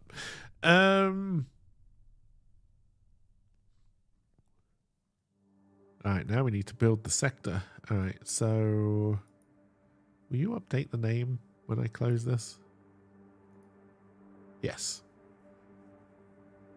Oh, we never finished. I did. So the ship was rescued from the scene of battle and restored as best it could.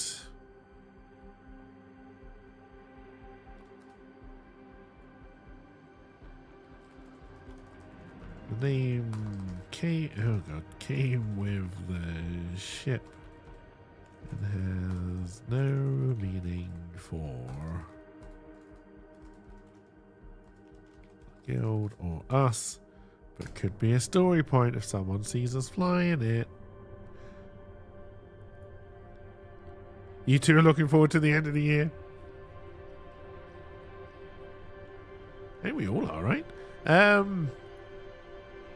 Alright, so we can close the ship. We can get rid of that for now.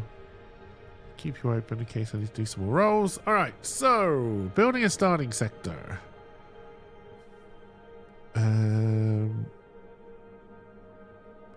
A sector is a settled or explored area of space. In the fiction of your setting, sectors are named and provide the people of the Forge a common means of identifying a location or mapping the domains of a power or faction. For example, someone might say Bleakhold Station is in the Devil's Maw. Your character would need more precise charts or coordinates to actually pinpoint that station in the Devil's Maw sector, but it's a start. From a player's perspective, sectors help you manage the details of your travels. Okay. Choose your starting region. The Forge is a vast galaxy, so let's choose a region to begin your adventures. It's described in more detail on page 20. The Forge is divided broadly into 4 regions. Choose your starting region and make note of it in your sector worksheet. Settlements are, okay, so a terminus. This is the game.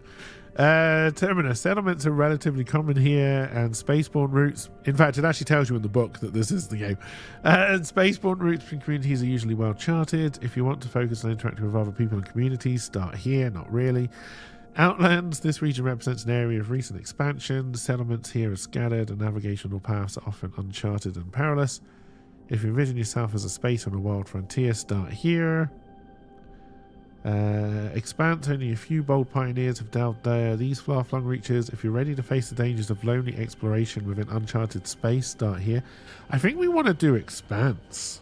I think that's what makes most sense for us, right? We've been sent out looking for this ship. It's clearly not in the terminus, or somebody would have found it, unless it's already been found and it's being hidden, but Expand. Well, I mean, it's a series of books. Yes, it was a series of books, right? But yes, also a TV show. Isolated star separate of a vast goals or nothing. All right, we don't start our campaign in the void. Well, it's told me not to start it there, so now I kind of want to. That probably says more about me than them. All right, we're gonna go Expanse, I think.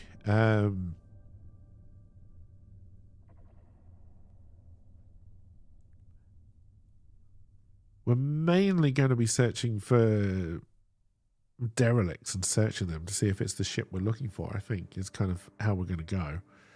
I've abandoned the Postman Pat stuff already.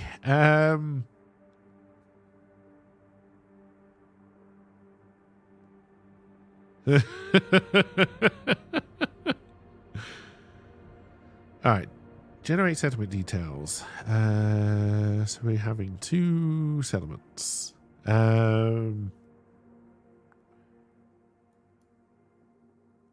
Oh, you better believe that's a paddling. 2 pints. 2 pints of milk. 2 settlements.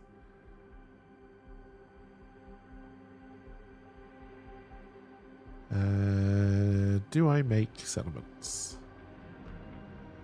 I'm going to say yes, you make them as locations, right? We are in the Expanse.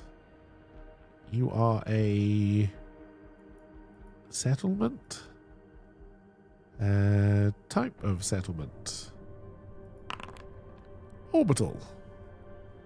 Okay. You are perchance. I don't know what that means. Oh, is that your name now?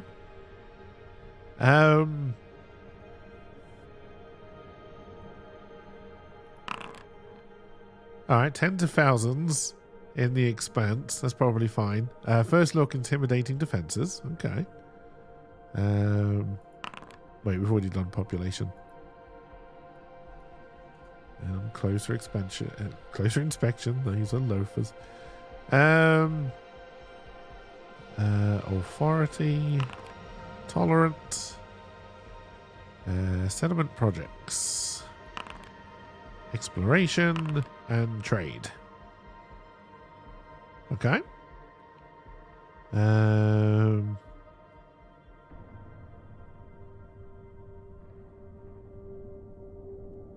Okay, so that's an orbital thing. So we are going to have to create a planet for it to orbit around.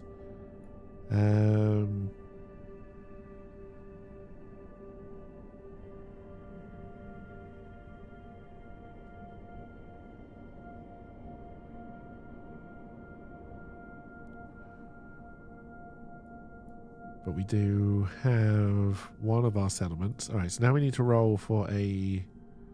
We'll create a second settlement. It's orbital again. Good. It's called Last Port. It's got dozens of people on it, and it's toxic or polluted. I don't think you're meant to roll on first look, according to this, but it's fine. Alright, so authority is ineffectual. Sounds about right. Settlement projects. Research.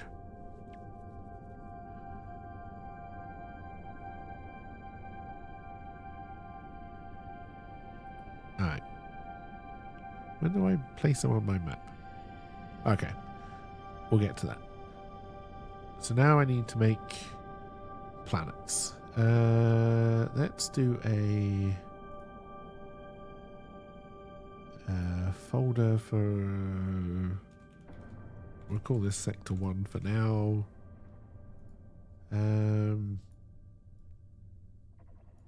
Let's move you all into Sector 1. And then we need to do... again, I'm sure this is going to be a location. So this would then be a planet. It is a rocky world. We don't want to roll for settlements. Alright,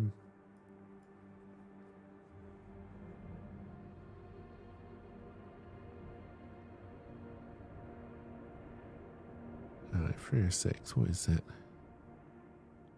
Okay, so that's all basically all we want to know. Now I need to get back to whatever page we're on.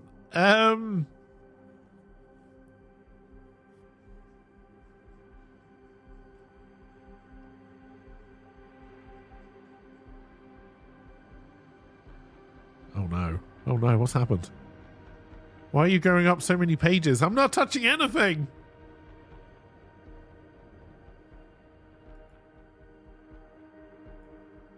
Why would you do such a thing? We're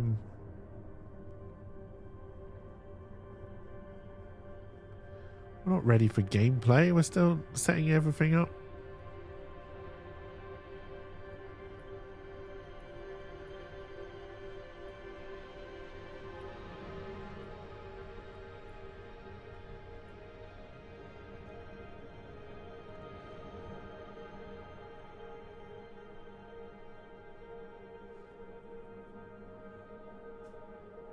Alright, so then can I... how can we do this? Can I drag Last Port down here? So it knows it's here, or do I have to put it on myself?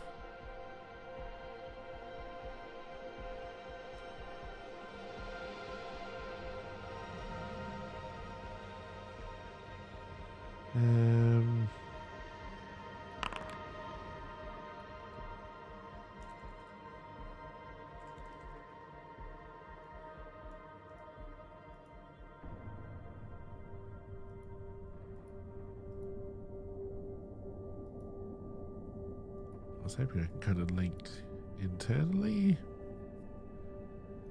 Alright, then we need to do another planet as well.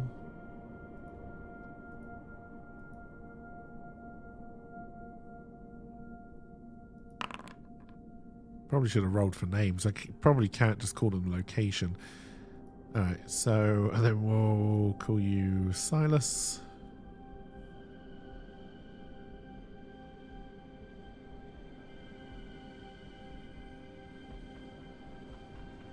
Alright, so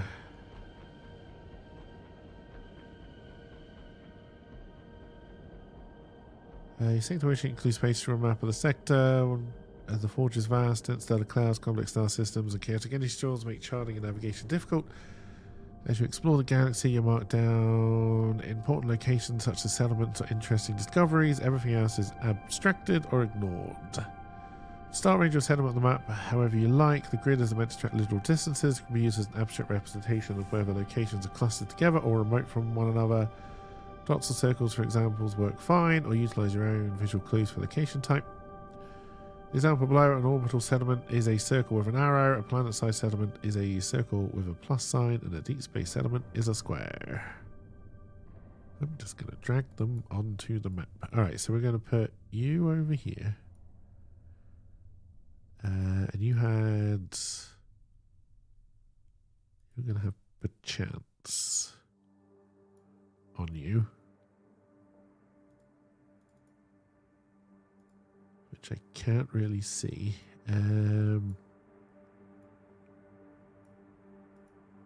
Okay, so like that. And then we'll put Silas over here. And you're going to have Lastport.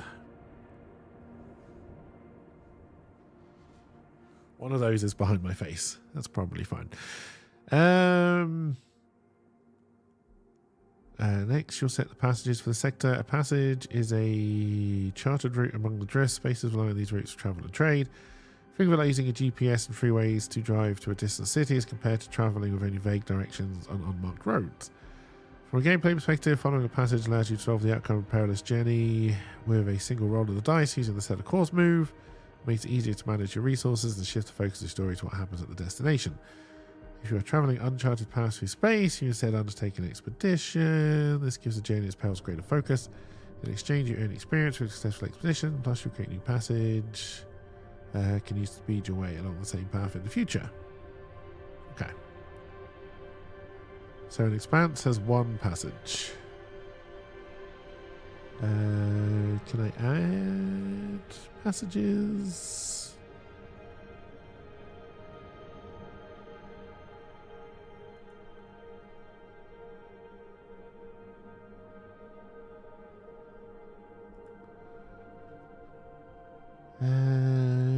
Doesn't look like it. I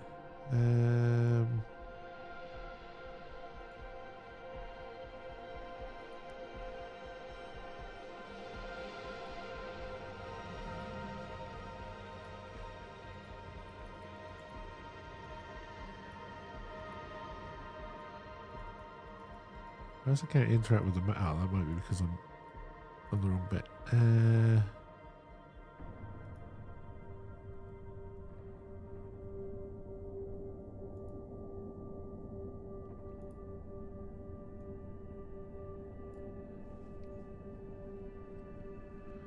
There, I drew a passage. A passage is one way.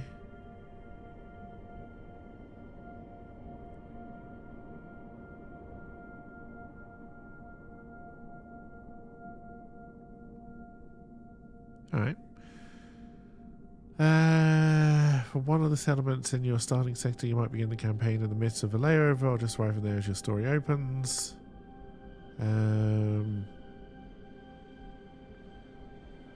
Right, I feel like we may have done this for one of them already.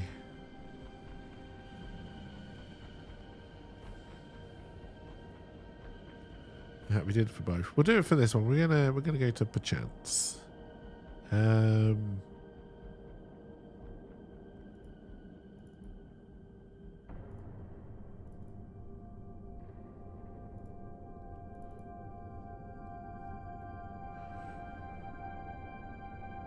Alright, so we need to roll for... Oh, it's orbital, so I guess we don't do it.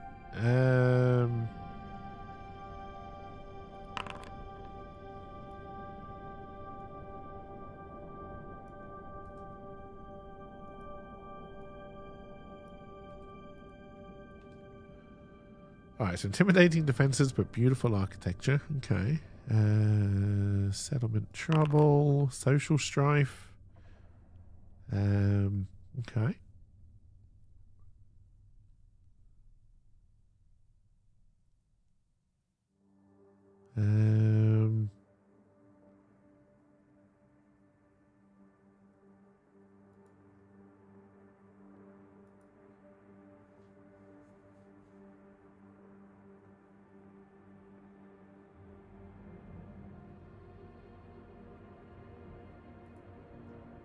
Alright, and then...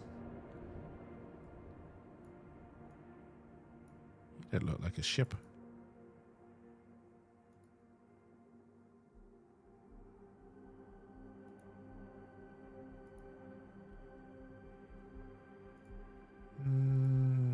Systems...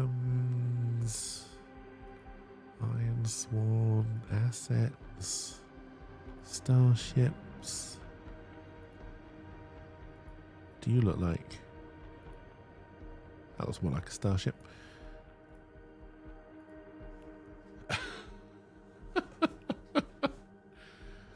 Oh dear. All right.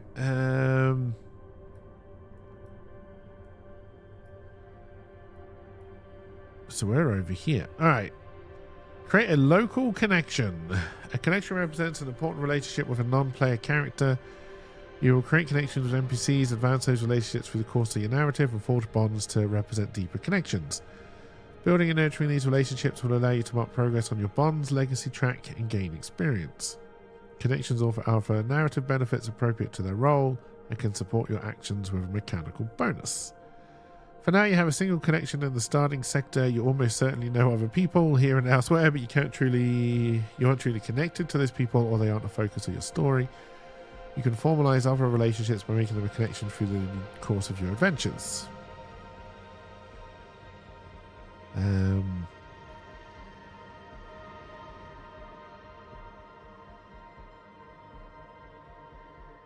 Okay, so...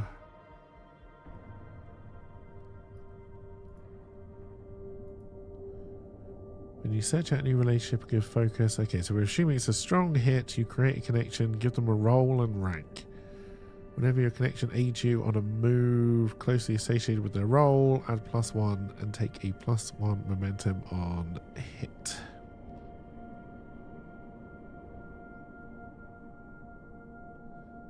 Alright, so you're going to be in here. We're making a connection.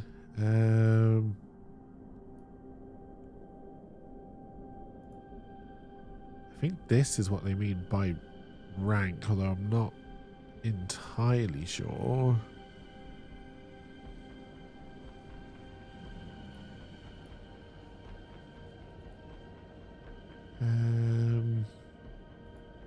Alright, so... Any connections here? Okay, roll.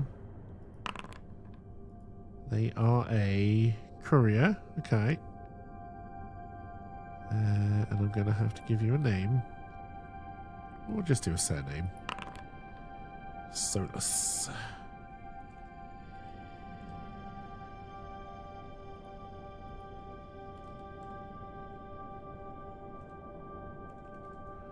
And we'll make you a troublesome.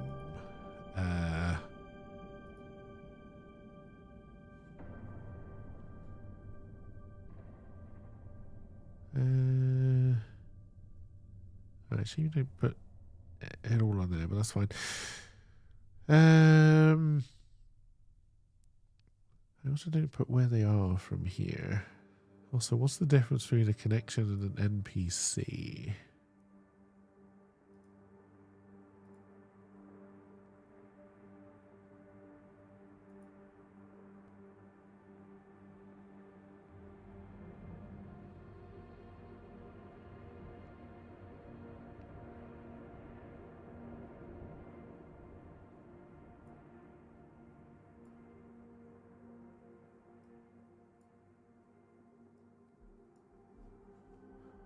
I really wish on here you could do like sub things. Like I'd like to be able to put these into perchance.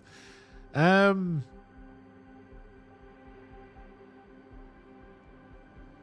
I then drag you onto here?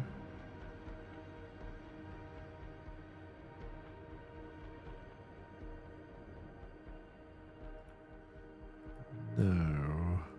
Alright.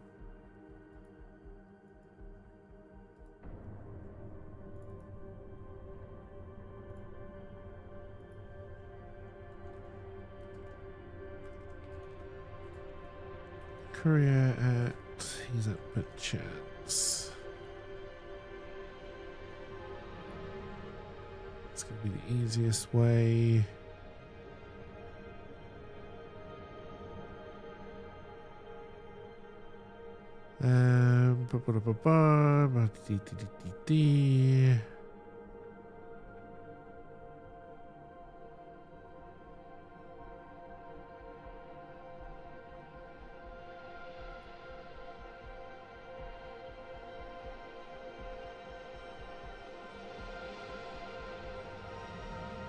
Choose rank appropriate to the role and the level of involvement you want to have in your story. Consider making them troublesome or dangerous. That's what I did. Keep in mind that terms such as dangerous don't describe the nature of this person, rather they define the potential risk. Yeah.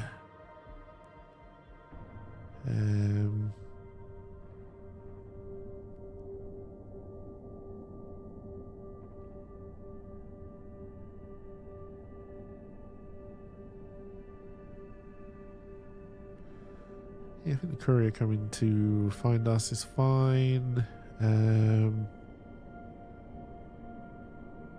Alright, introduce a sector trouble.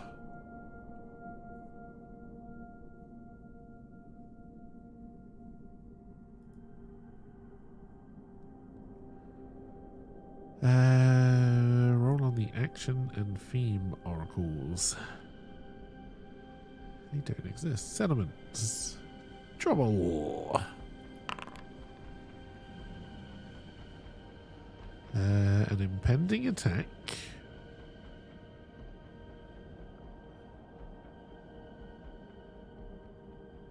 Isn't on this list. Oh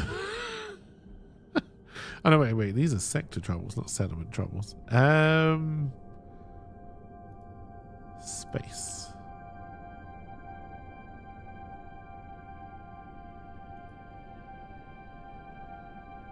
Alright, we'll just roll a...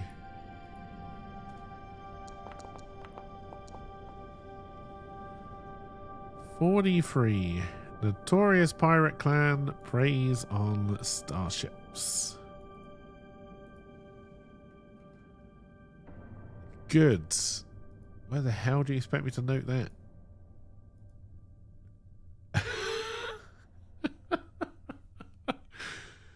Oh dear.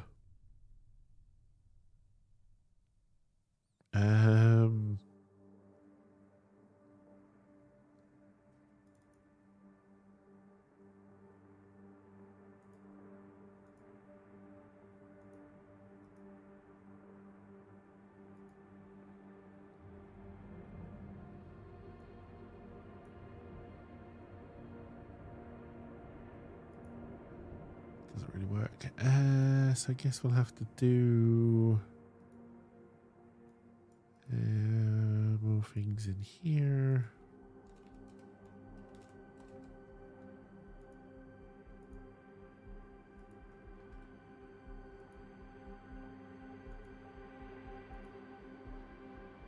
Never gonna remember any of this shit. Give your sector a name.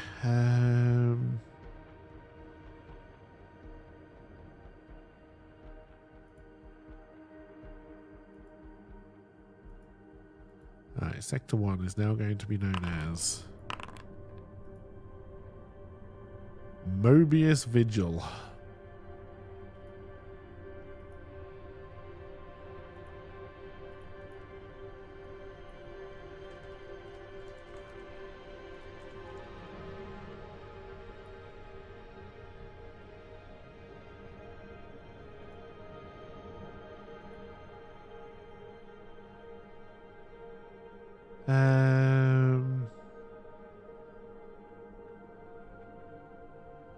not going to put it into a faction. We're going to assume factions haven't made it this far yet, although they will have to come into play at some point.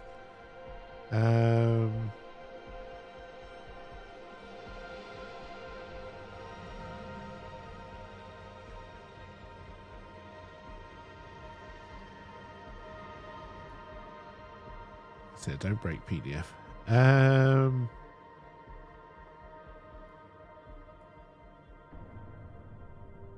All right, begin your adventure. Did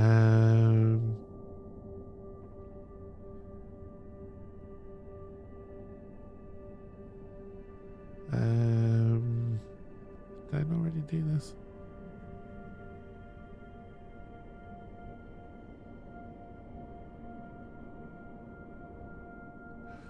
Deciding it is a problem at the beginning of the story that propels the protagonist into action. Everything up to the point is backstory. It is the inciting incident that begins your campaign. At this point, you may already have a problem or mission in mind for the start of your campaign. If so, jump to page 131 to get started.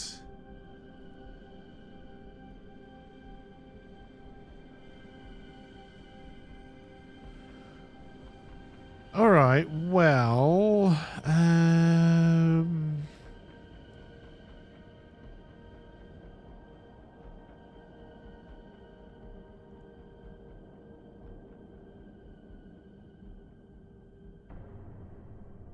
this is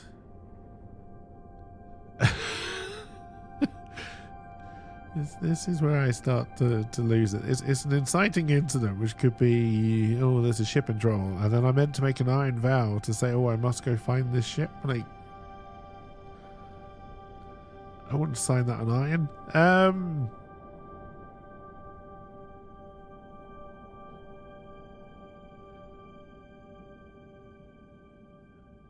But we're gonna have to do it. Will you begin your story in depths of space, about to encounter some new mystery or danger, or are you at the settlement you detailed in the previous exercise, ready to take on an urgent sworn mission? Well, I think we're gonna meet the courier, and the courier is going to give us a location, but also I spelled background wrong.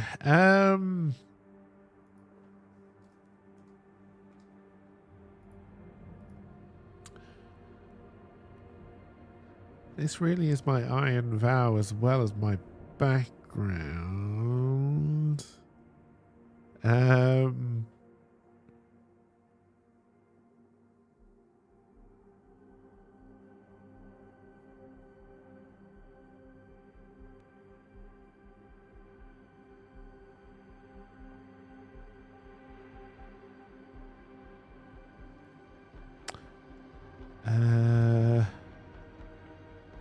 Okay, so I want to take it back a step then. So,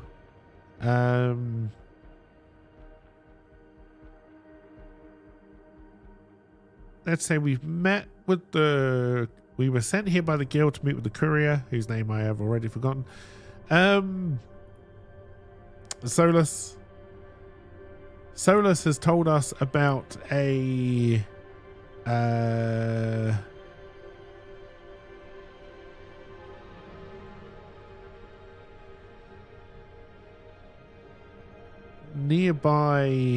nearby Exodus derelict, not the one we're looking for, but one that may have navigational data from that time. So therefore our iron vow is going to be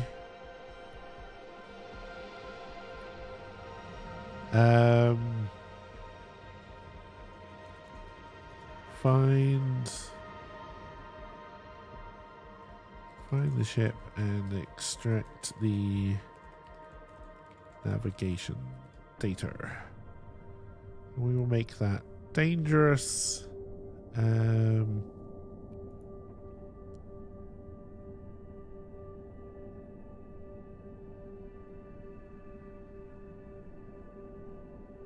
Okay, so now we need to do a action roll.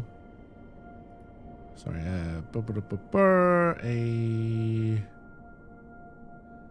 you see anything here that says Iron Vow quest. Yes. Alright, so we are swearing an Iron Vow. We're rolling plus heart. We're not vowing it to a connection, and we do not share a bond.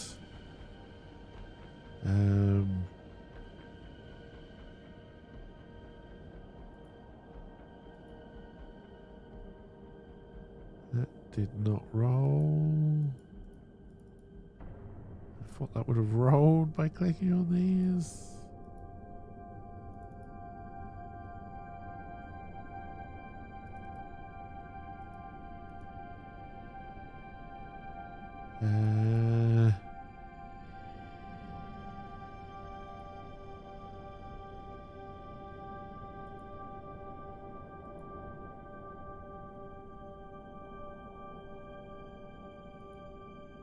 If I click now, will it go in? No. I'd like to select a stat.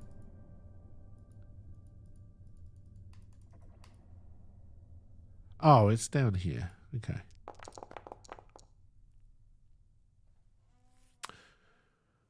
Alright, miss with a match. You must overcome a significant obstacle before you begin your quest.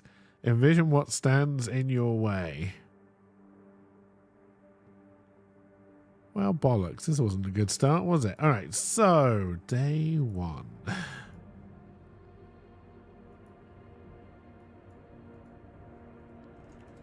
We met with Solus on whatever the fuck this place was called.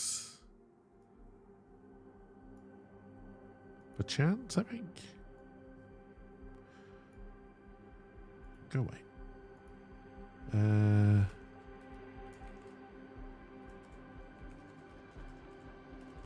they gave us the coordinates to an Exodus derelict. However, it's got to be a significant obstacle.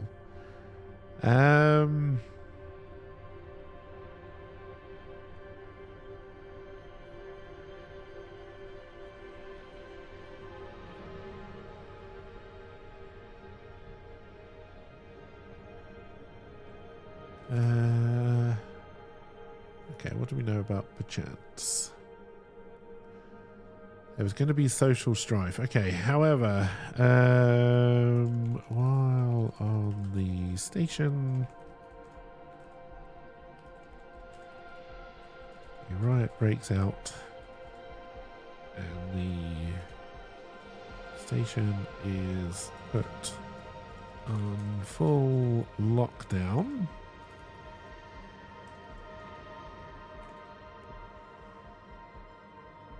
Okay, so then I think we either have to so we're either going to fight our way to our ship and try and take off, although bear in mind perchance has got intimidating defenses, so they probably shoot us out of the sky, even if we did get away that way. So I think somehow we have to try and gain permission to leave or end the strife somehow.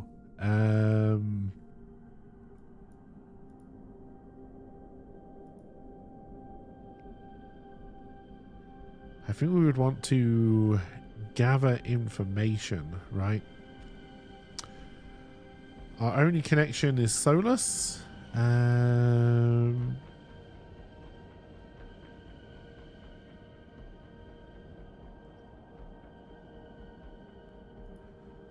I think what we're going to try and do, so we are going to ask Solus if they know what or whom is causing the strife. So then we're going to gather information.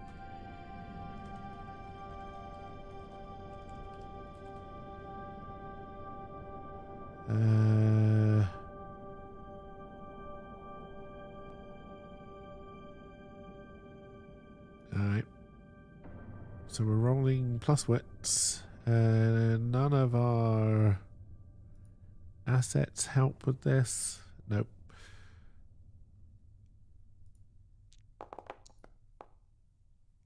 Alright, weak hit. The information provides new insight, but also complicates your quest. Envision what you discover, then take +1 momentum. Alright, so we can up on momentum.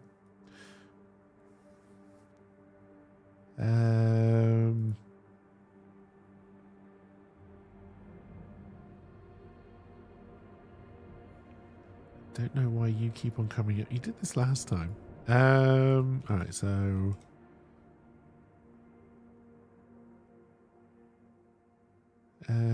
sorry, weak hit. Yeah, okay.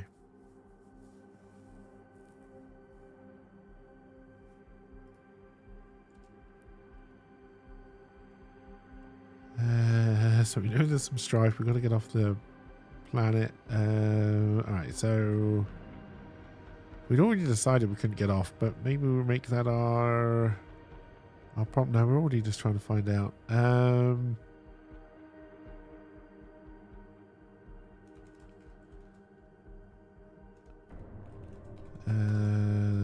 The strife is over, I don't know, taxes. Isn't it always over taxes? Turning this station French. It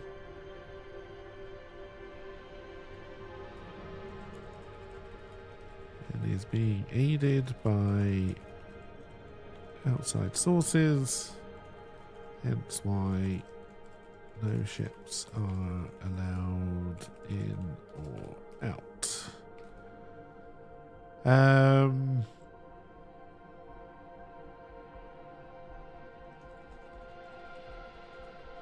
We would need to end the riots. We don't have the force to end the riots. I mean, I guess we could try and join in with the police forces and see if we could break it.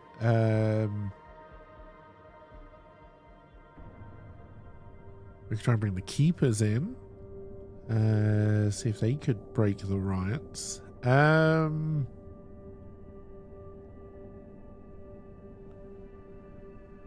Yes, I really think that is a bug which needs to be fixed.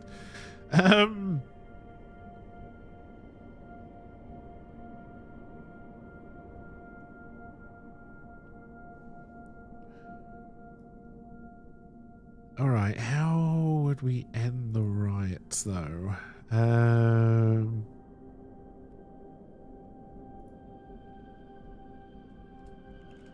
All right, so either by bolstering the local, for want of a better word, police.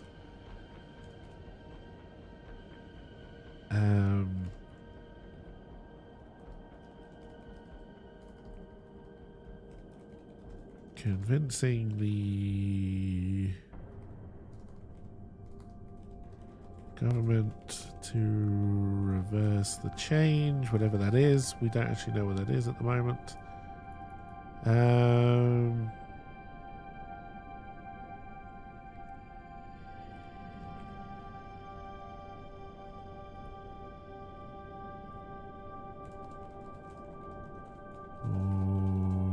calling in the keepers to help.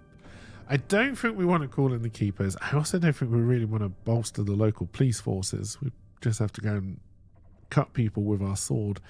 I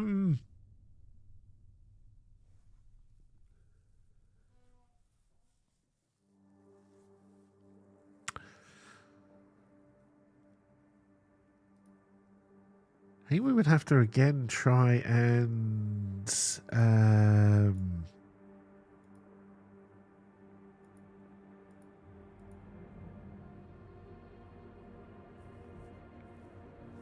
we're trying to gather more information.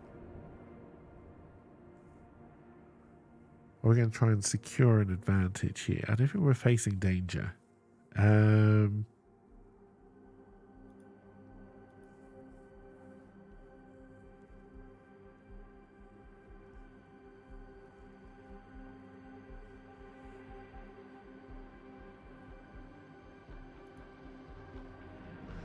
Now, I think we would try to gather information. I think we would want to know exactly what the riot is about.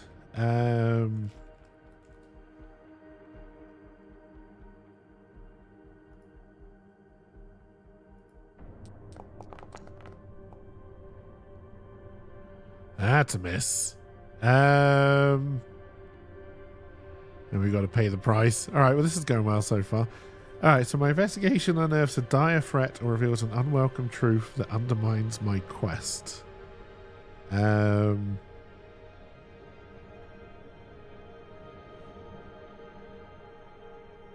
right, so I think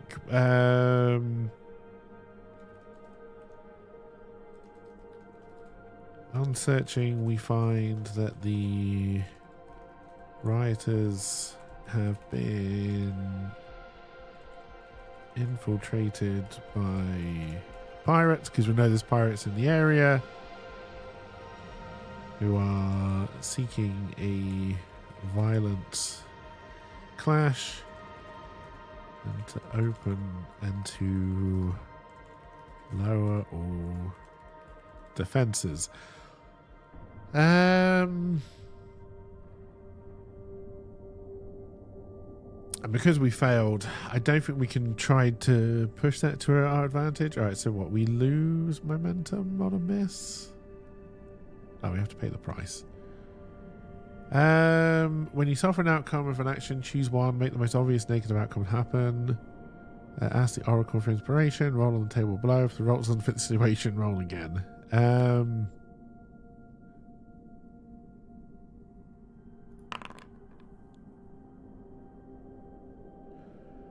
A friend, companion, or allies in harm's way, or you are if alone. Okay, so and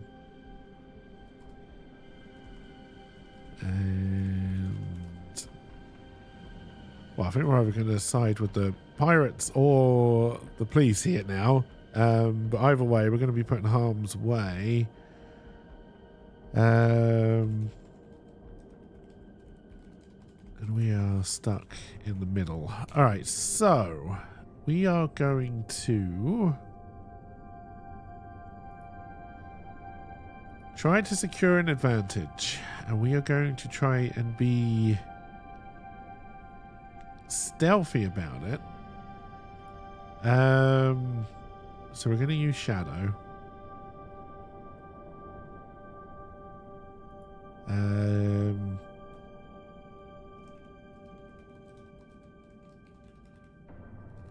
So we are going to try to sneak to the security office and let them know about the pirates in the crowd.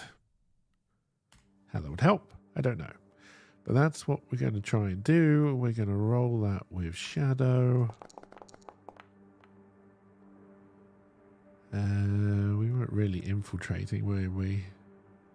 Oh no, we kind of were. We had to infiltrate the security office.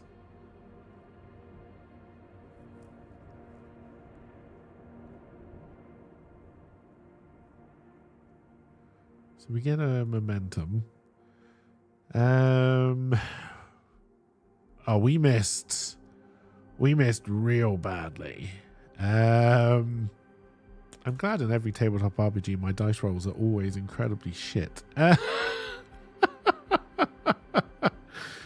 That's like a crit fail. And then we're going to have to pay the price again.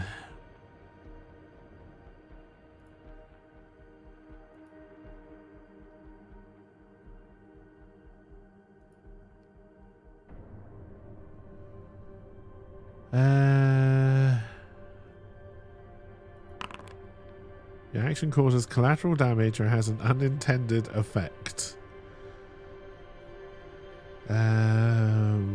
Bollocks.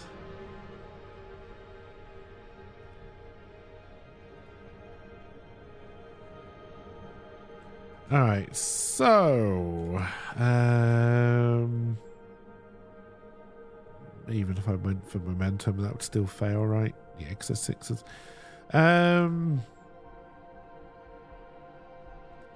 We fail trying to sneak in. And the security now believe we are an enemy.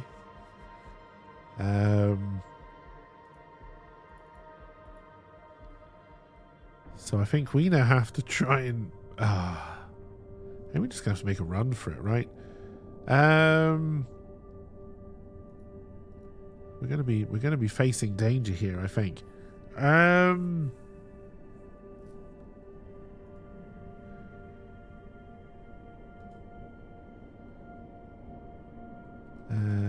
They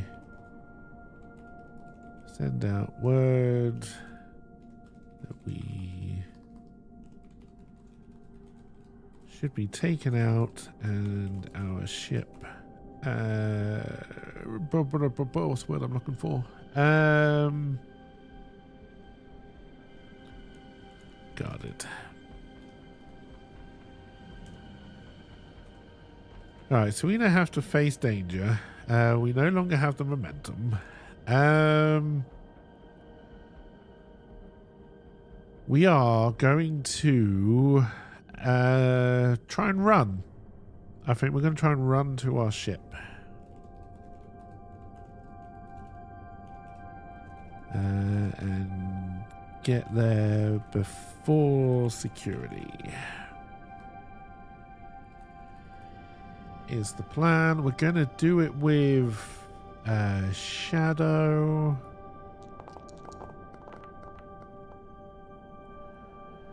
That is a miss.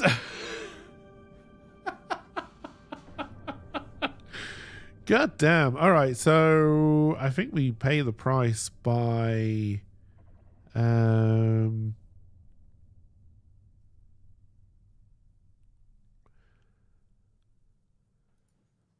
Alright, we run to our ship, but we fail, so I think we are now in combat.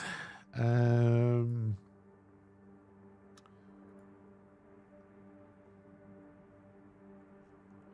I get in combat with just people, or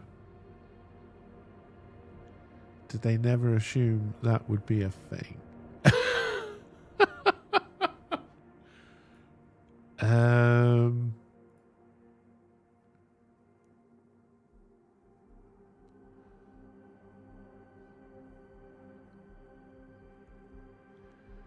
Right, anyway, I think we are now in combat.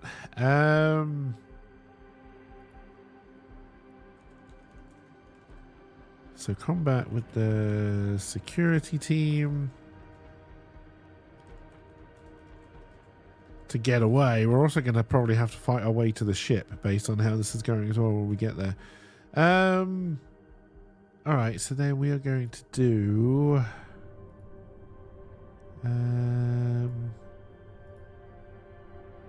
we'll make it a troublesome fight.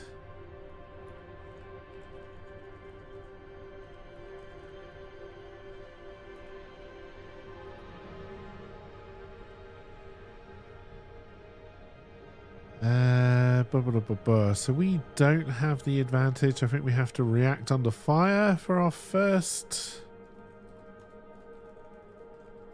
And I think we're just going to try and duck for cover. In a side room, why not?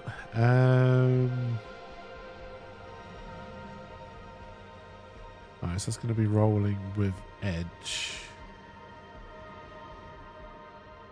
No, we're moving into hiding.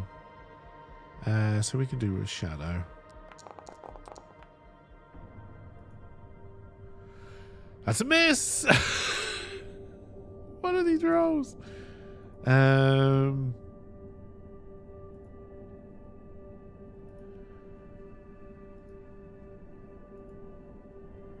Alright, so miss. So as we try to enter a side room, we find the door is locked, leaving us exposed, which I think means we then have to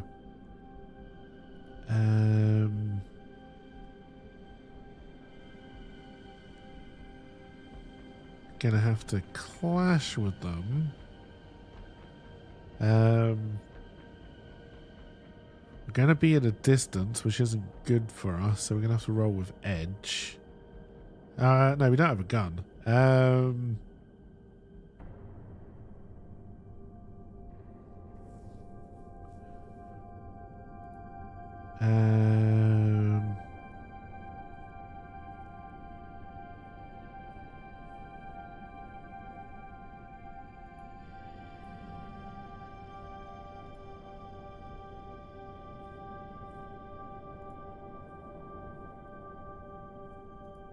There'll definitely be a clash because we're in trouble. Alright, so we're then gonna have to clash.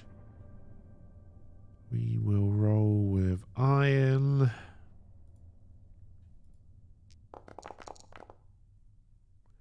Hey, a strong hit. Mark progress twice. You overwhelm your foe and are in control.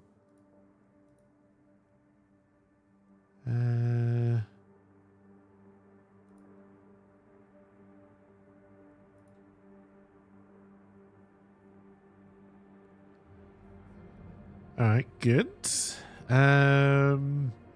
Okay, so we're back in control. We don't get any momentum, but we are almost done. So I think we then want to try and gain ground. We're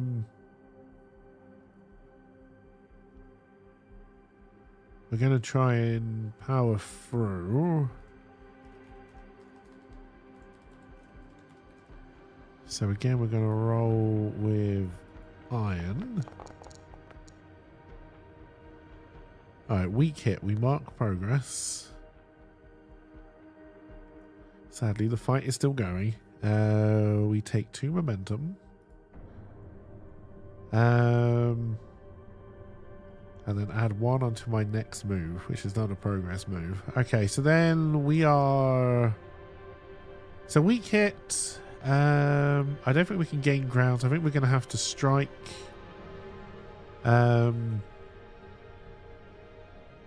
Again with iron. Alright, it's another weak hit, but that is now done. That is progress done. But you expose yourself to danger. You're in a bad... Okay, no, we have to make a progress roll to see if we're done, right?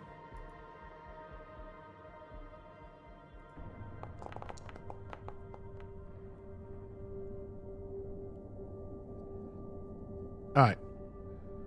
The fight is indeed complete. It's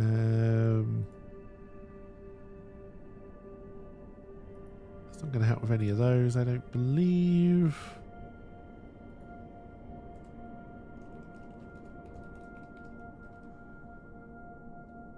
Alright, good.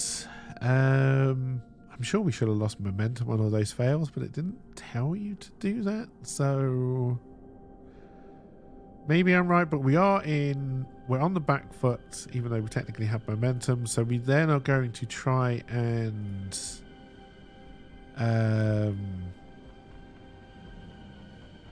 secure an advantage. We want to, so we're going to, so we've run, we've beaten the guards. And we now want to find a clear path to the ships. Hang on.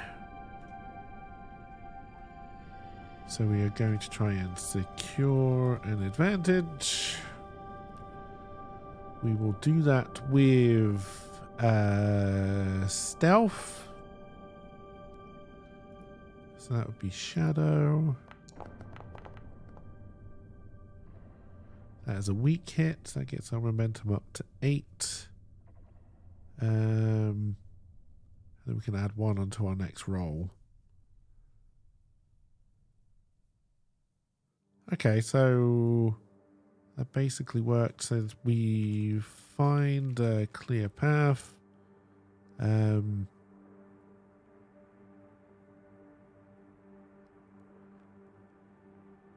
but we already failed a lot of the ones earlier on, so we know that the hangar door is guarded.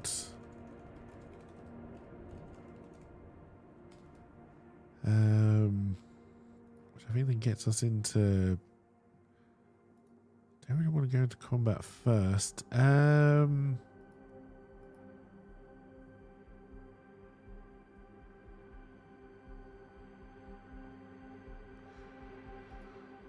Alright, first thing I want to do...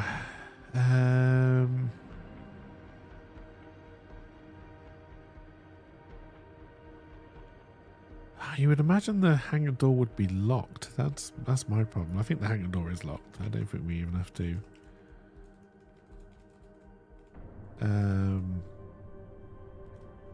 So I think what we're going to try and do is we're going to try and gather information, and we're going to try and work out if one of the guards has the key.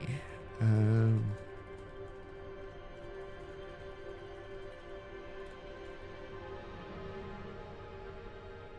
again, we will... Oh, it's wits. All right, well, here we go. Weak hit. The information provides you insight, but also complicates your quest. Envision what you discover, then take +1 momentum. I can burn my momentum for a strong hit. Involves an organism or biological evidence. Oh, crap. Okay. Alright, so...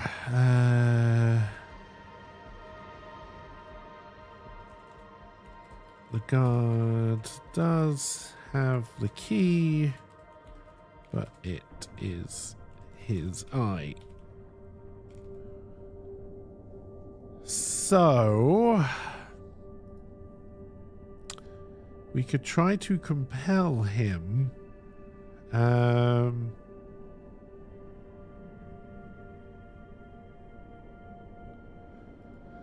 Alright, so we are going to try and threaten the guards. I really can't spell.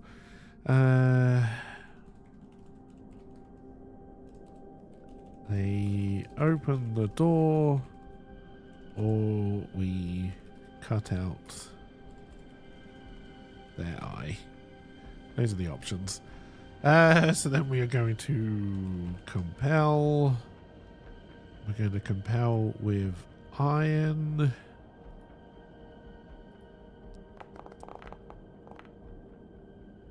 Okay, strong hit.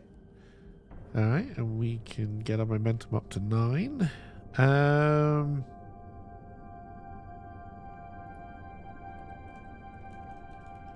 Alright, so they agree and open the door.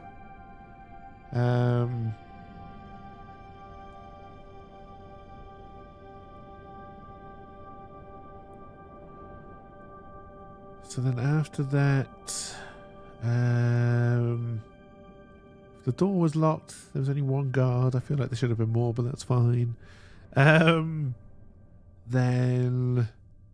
I guess we're just going to try and get in the ship and blast our way out. So the internal hangar doors might be open. Alright, so then we need to gather information then.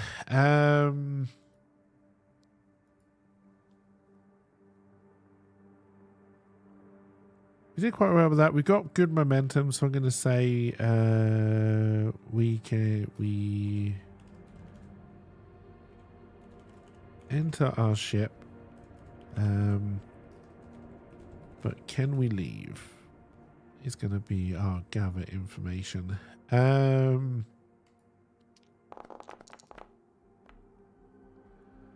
Okay, strong hit. You discover something helpful and specific. The path you must follow or action you must take to make progress is made clear.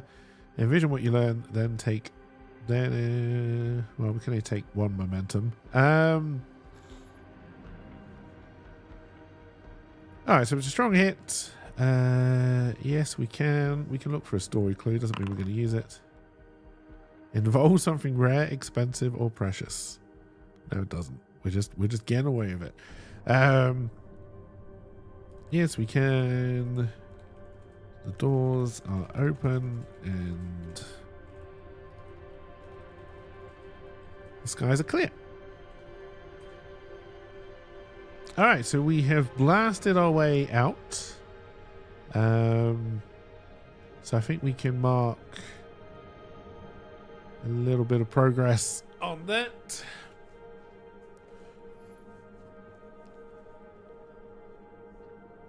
And then next,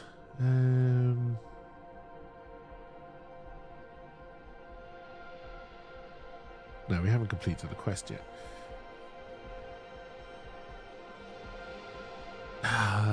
Should we? Is Solus with us? No, we left Solus behind. May not have been our best idea. Okay, so now we need to deal with... We're in our ship, we're in the air. We have the coordinates. To the derelict. So now we're going to be doing an exploration move. And we are going to... we know the coordinates, but I don't think it's a known route.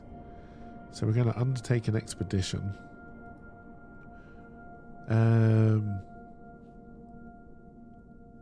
Give the expedition a name and rank. Then for each segment of the expedition, envision your approach.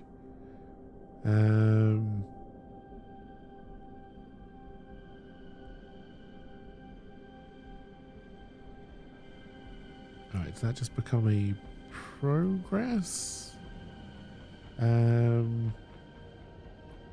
We have the coordinates, so we know where we're going, so I think we can make that a troublesome. So journey to the ship.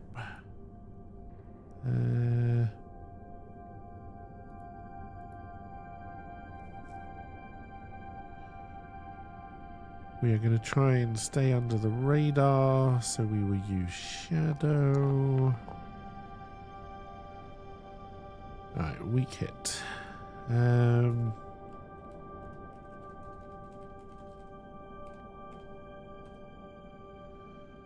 You reach a waypoint, but this progress costs you. Envision the location and mark progress per the rank of the expedition, but choose one. Suffer costs en route, make a suffer move. Face a peril at the waypoint, envision what you encounter. Okay, so we...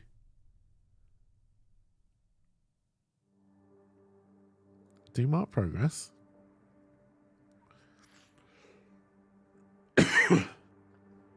Which is good. So we now get to build up our map a little bit. We'll close the rules.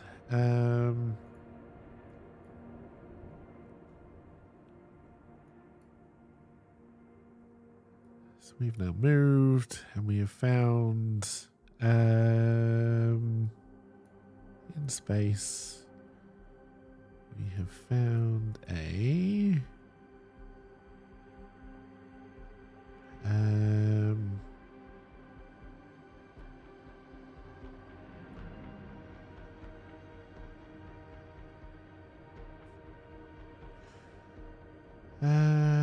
what do we need to do? Okay, we're going to face a peril. We know pirates are here, so I'm going to say then that we are tracked by a pirate ship, and we are going to try and run.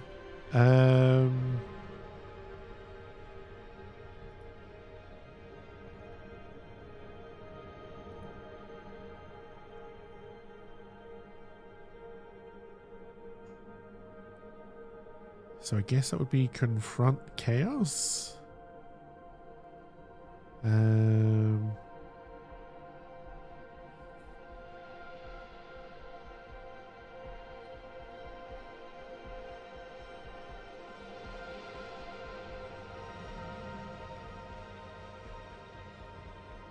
Or we could just burn our momentum and turn this. I'm going to burn our momentum because we were full anyway.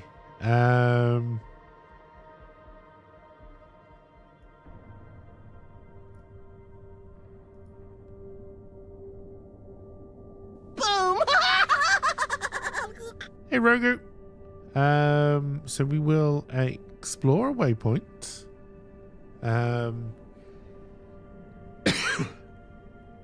How's it going? Welcome, welcome. Alright, so we were not tracked by a pirate ship at all. We find a waypoint, which we're going to explore.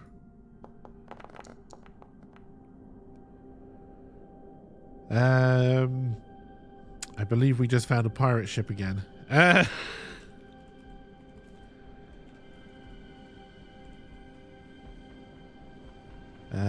Which is a pirate ship. We're gonna have to try and run it.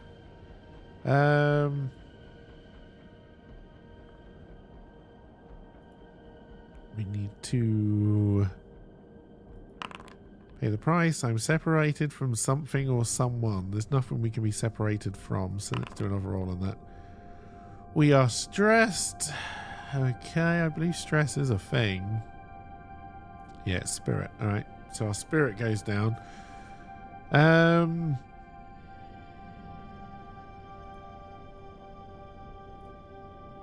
We are going to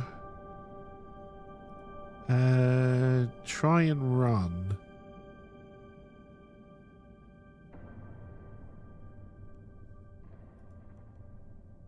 Which I guess would be a combat move and react under fire. And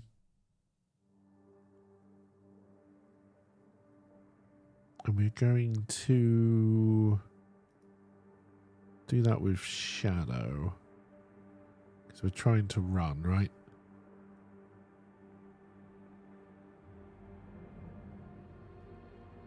Oh, fleeing is edge. Okay. It's a weak hit. So we try to flee because I don't want to get into a fight with a pirate ship. You avoid the worst of the danger, overcome the obstacle, but not without a cost. Make a suffer move. You stay in a bad spot. What is a suffer move?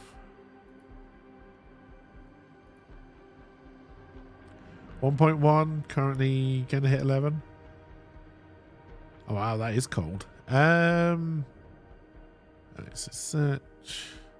Oh, is there something in here? Yes. Okay, suffer move.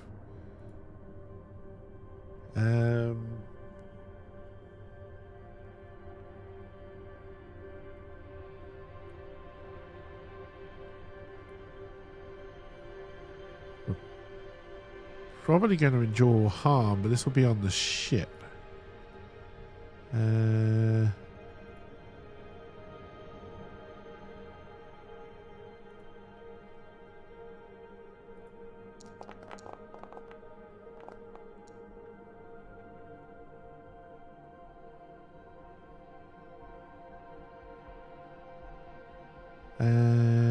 Oh god. It's worse than you thought. Suffer an additional -1 health or lose 2 momentum. So I'm assuming that gets rid of our integrity, right? Did you envision space combat?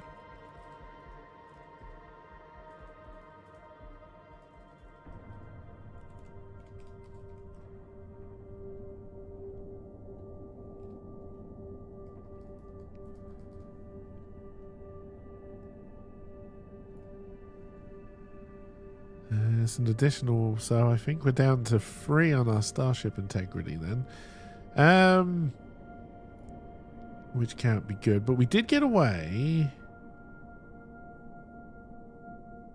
No, we didn't get away. It was a complete mess. No, it was a weak hit. So we did get away.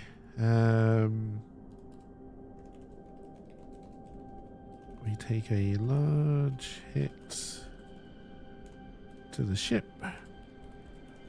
But manage to flee. So then I think we need to do another exploration move. So I guess we're just undertaking an expedition again. We're going to try and stay under the radar again. Alright, another weak hit. I need progress.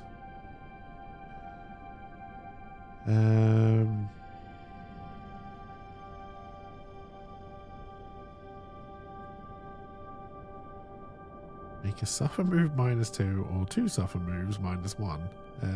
Sure. Alright, so we are going to suffer.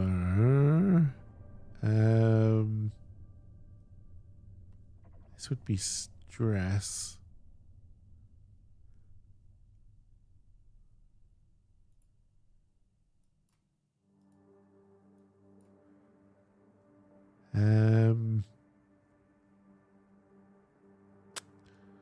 No, it would have to be harm again, wouldn't it?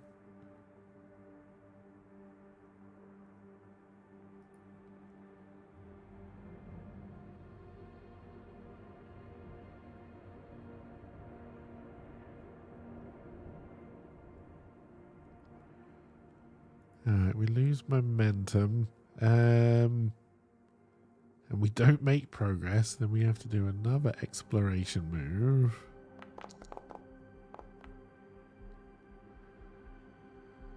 That was a complete miss. I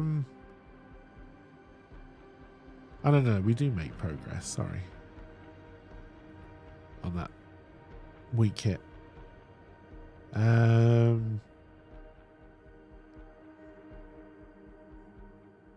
You are relayed by a crisis or arrive at a waypoint to confront an immediate hardship or threat. Do not mark progress and pay the price.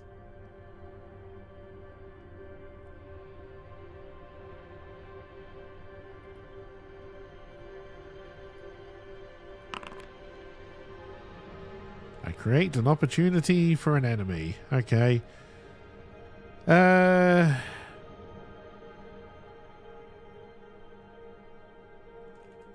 So we lose speed and the pirate ship catches up.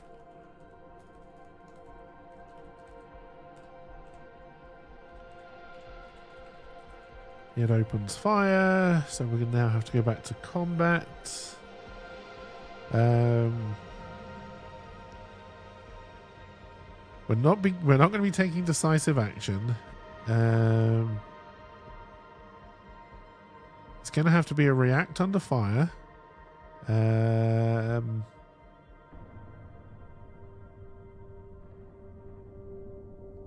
we're going to have to try and dodge, so that's plus edge again. Miss with a match. The situation worsens. You stay in a bad spot and must pay the price. Alright, good. So they hit us, so that's going to damage our integrity, surely.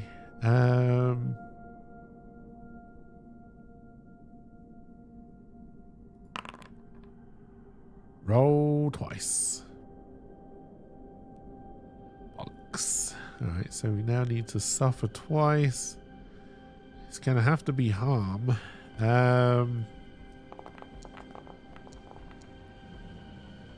Alright, we hit. You are not wounded. You may lose momentum in exchange for +1 health. Otherwise, press on. I'm going to take the momentum. I'm assuming at the moment I can just fix my ship while we're doing this, because why not? I'm going to put that up to 4.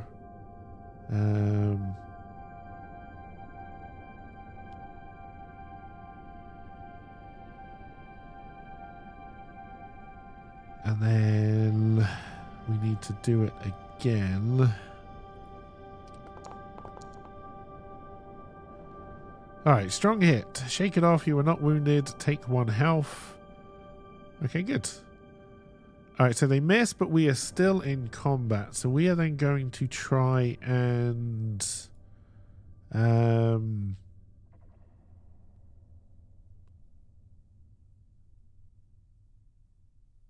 Again, we're going to try and react under fire. Oh, do we just try and fight them? Do I want to get into a fight with a pirate ship?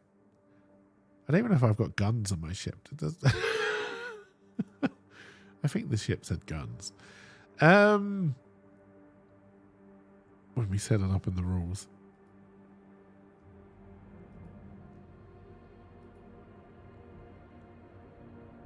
bu- bu- bu- bu- bu-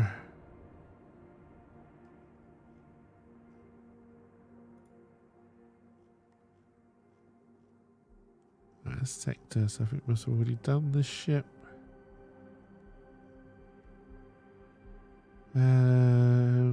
Yeah, armed multiple starships either instead and outside flight. It can come shot several people.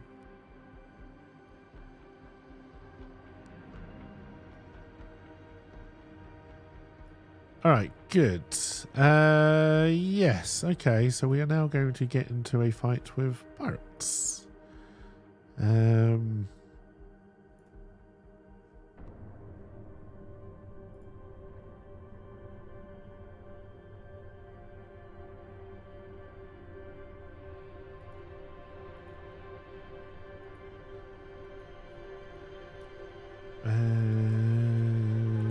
Spaceship fight. Pirates. We're going to make it a dangerous. And we are going to roll. We just won the last one, so we have a little bit of momentum. I've lost my... There it is.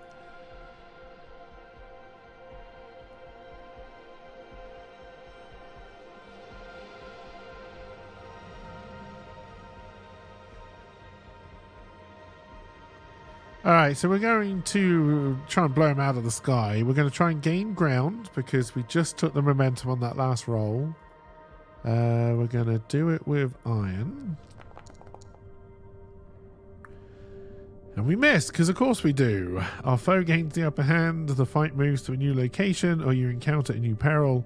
You're in a bad spot and must pay the price. How many times must I pay the fucking price? You face a tough choice. That doesn't really help. Some of your value is lost or destroyed.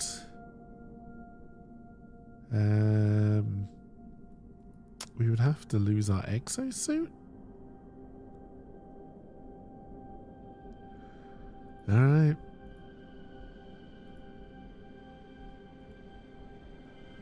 I need to fill in the story. So open fire, we then... that's not the one I can edit. There we go.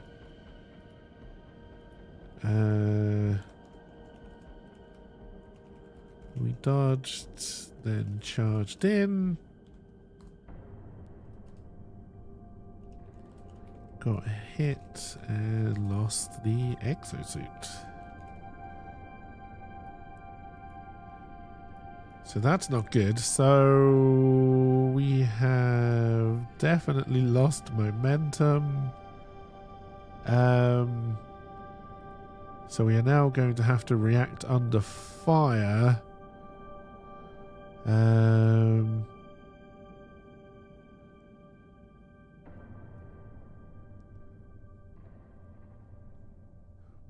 So they're going to be attacking. Yeah, we're going to just have to try and knock off the hit. So we will roll with iron again. We missed again. So that is going to be a hit. We are going to have to endure harm.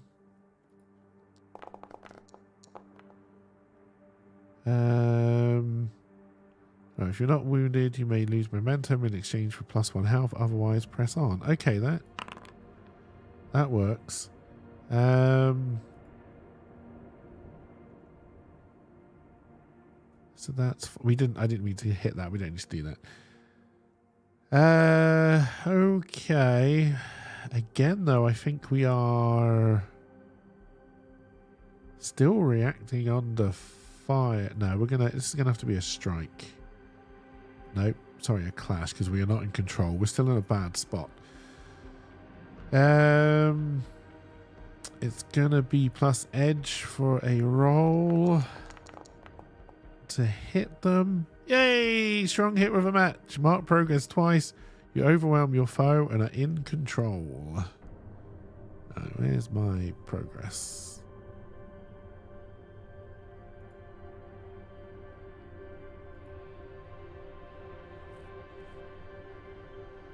Alright, but we take the advantage, which means we can now strike. We are going to strike with edge. We're pretty close on the ship, I guess. We'll strike with iron. Although iron has been bad luck for us, even though it's our highest roll. Alright, weak hit. Mark progress twice, but you expose yourself to danger. You're in a bad spot. Okay.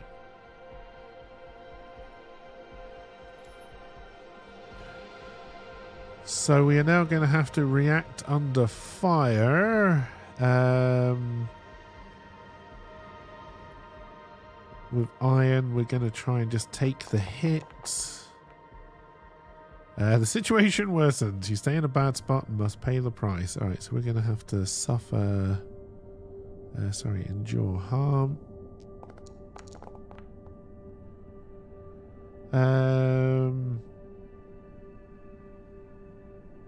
Okay, so we can just move on from that. We still don't have the momentum though, so we're going to have to clash.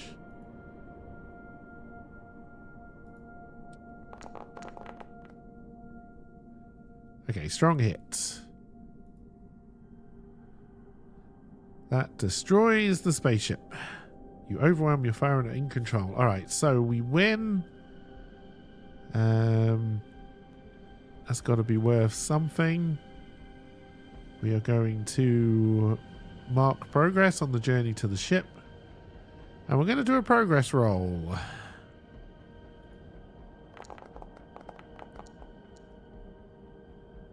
That is a weak hit. I think that still means we make it, right?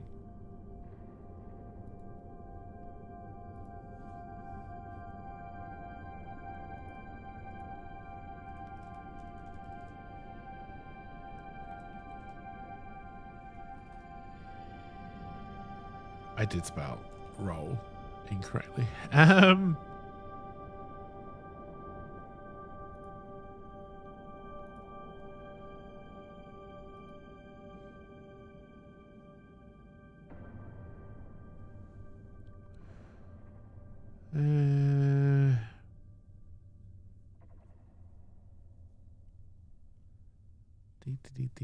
Where do you just tell me about progress rolls? That'd be really handy.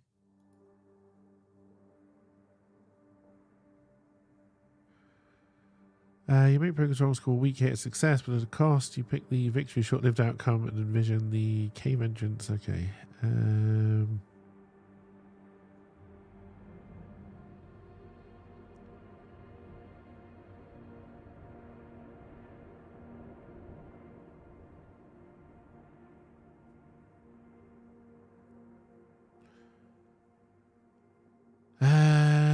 But this is on making it to the ship, so yes, if you score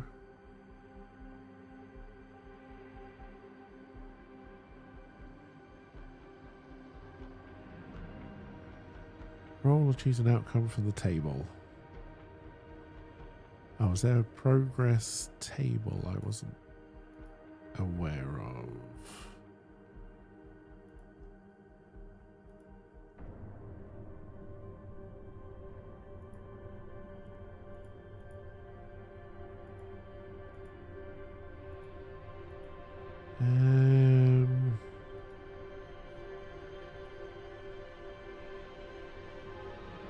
Not that I can see.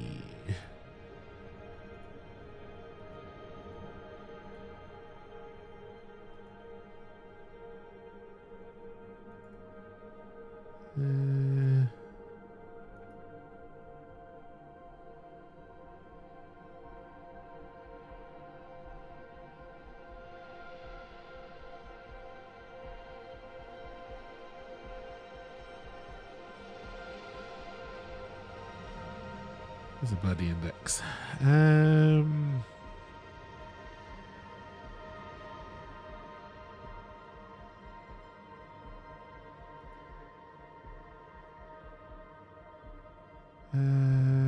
your progress score beats the challenge dice, it's strong hit if you want. It's a weak hit if you fail to beat a dice to miss. The progress move will tell you how to resolve the challenge based on the outcome of your roll. It really didn't. Um.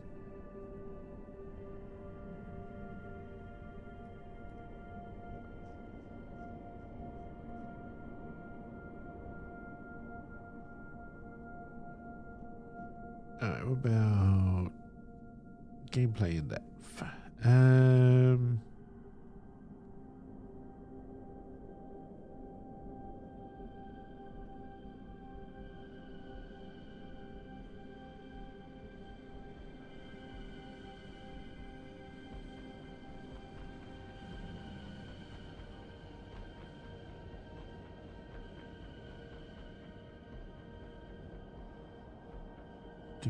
Do. Don't know what table you're talking about for progress rolls.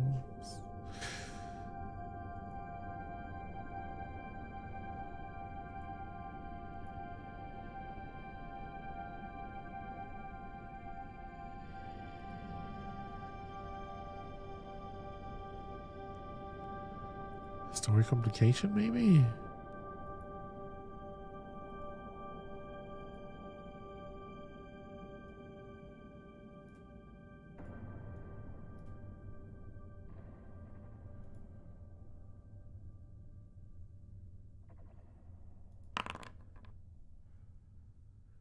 A trap? God damn. All right.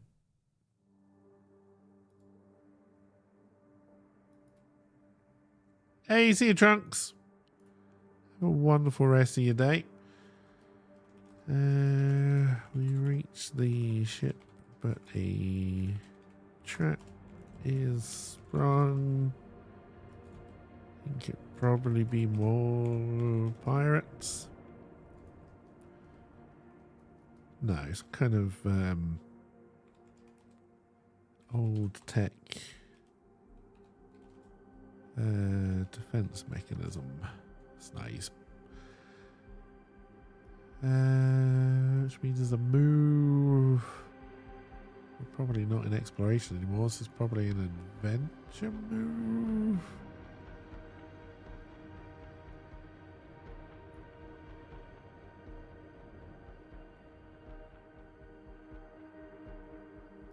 We need to gather information as to the kind of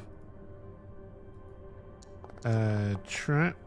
That doesn't look like a particularly good roll.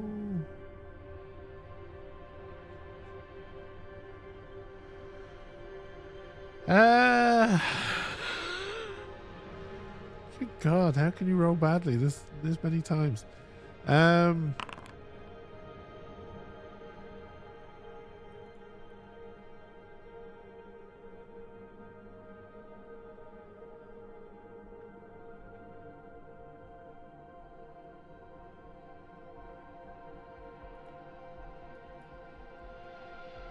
Don't know.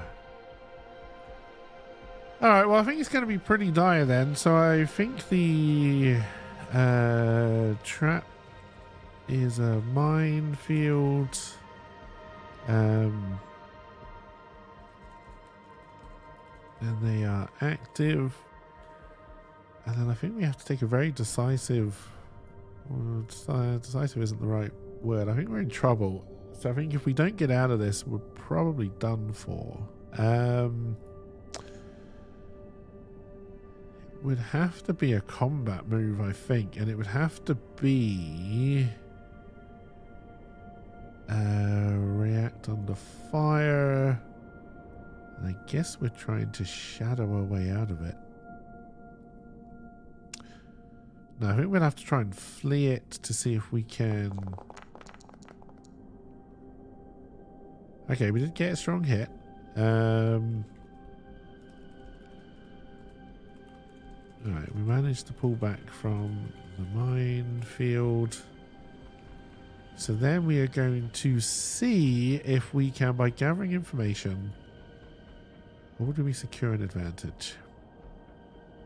Also, that gives me momentum.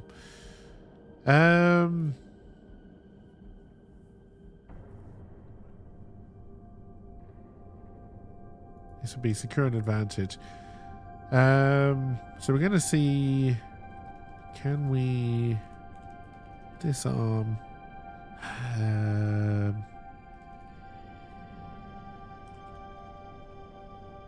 remotely somehow? This would be... I think this would count as an infiltration.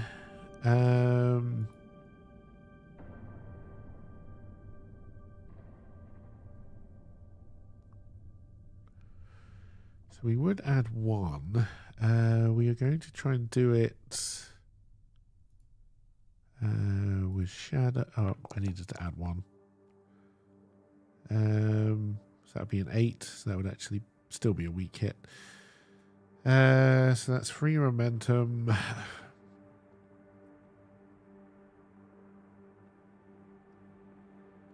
Alright. So we can. So then we need to enter the ship. Alright, so we got around the trap. The mines are out.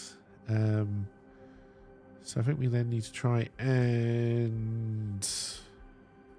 Again, we're assessing an information, but we're also conducting investigation. We're going to investigate the ship to see if there's an obvious way in.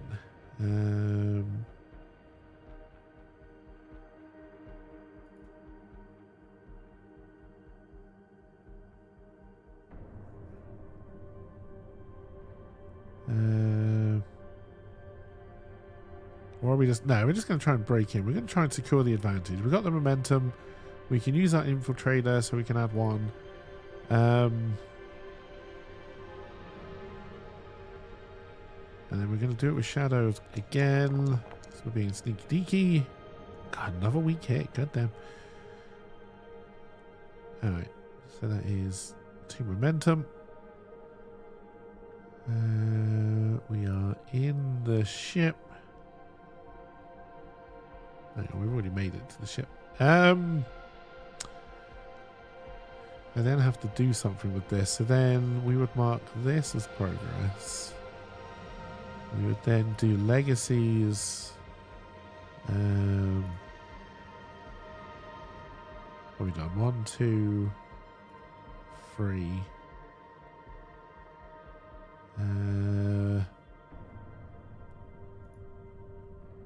Alright, so now we can level up.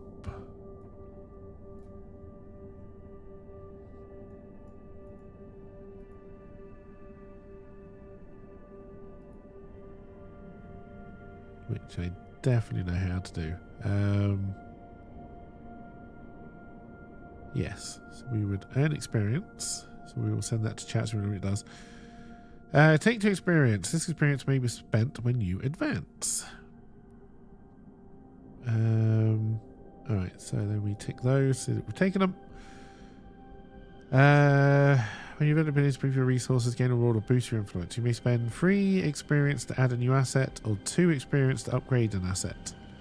Choose from the following categories as opportunities. Okay, so we could... Nope, don't need the rules. I need this. And then we need to go to assets. So we lost the exosuit. We could upgrade our starship. I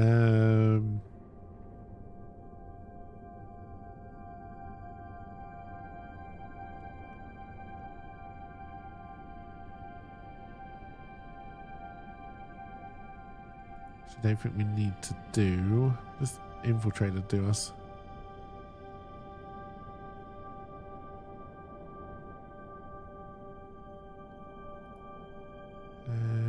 Blade Master.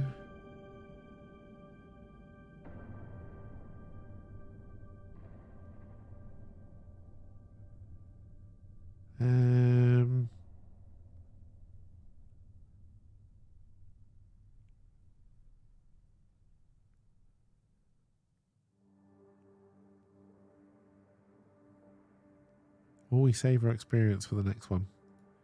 Maybe we save it. Which I think means I need to go over here and untick this because I...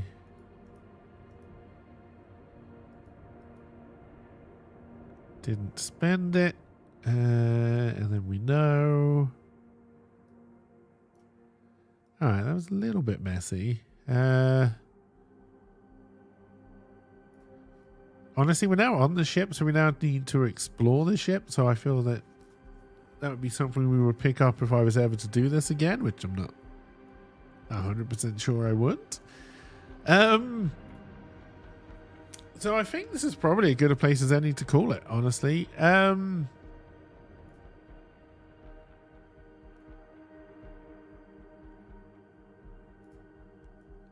a lot of stuff to track. But other than that, it's not too bad. Anyway, chat, I hope you enjoyed. I hope you have a wonderful rest of your day. And I will see you all when I see you all. Bye for now, everybody.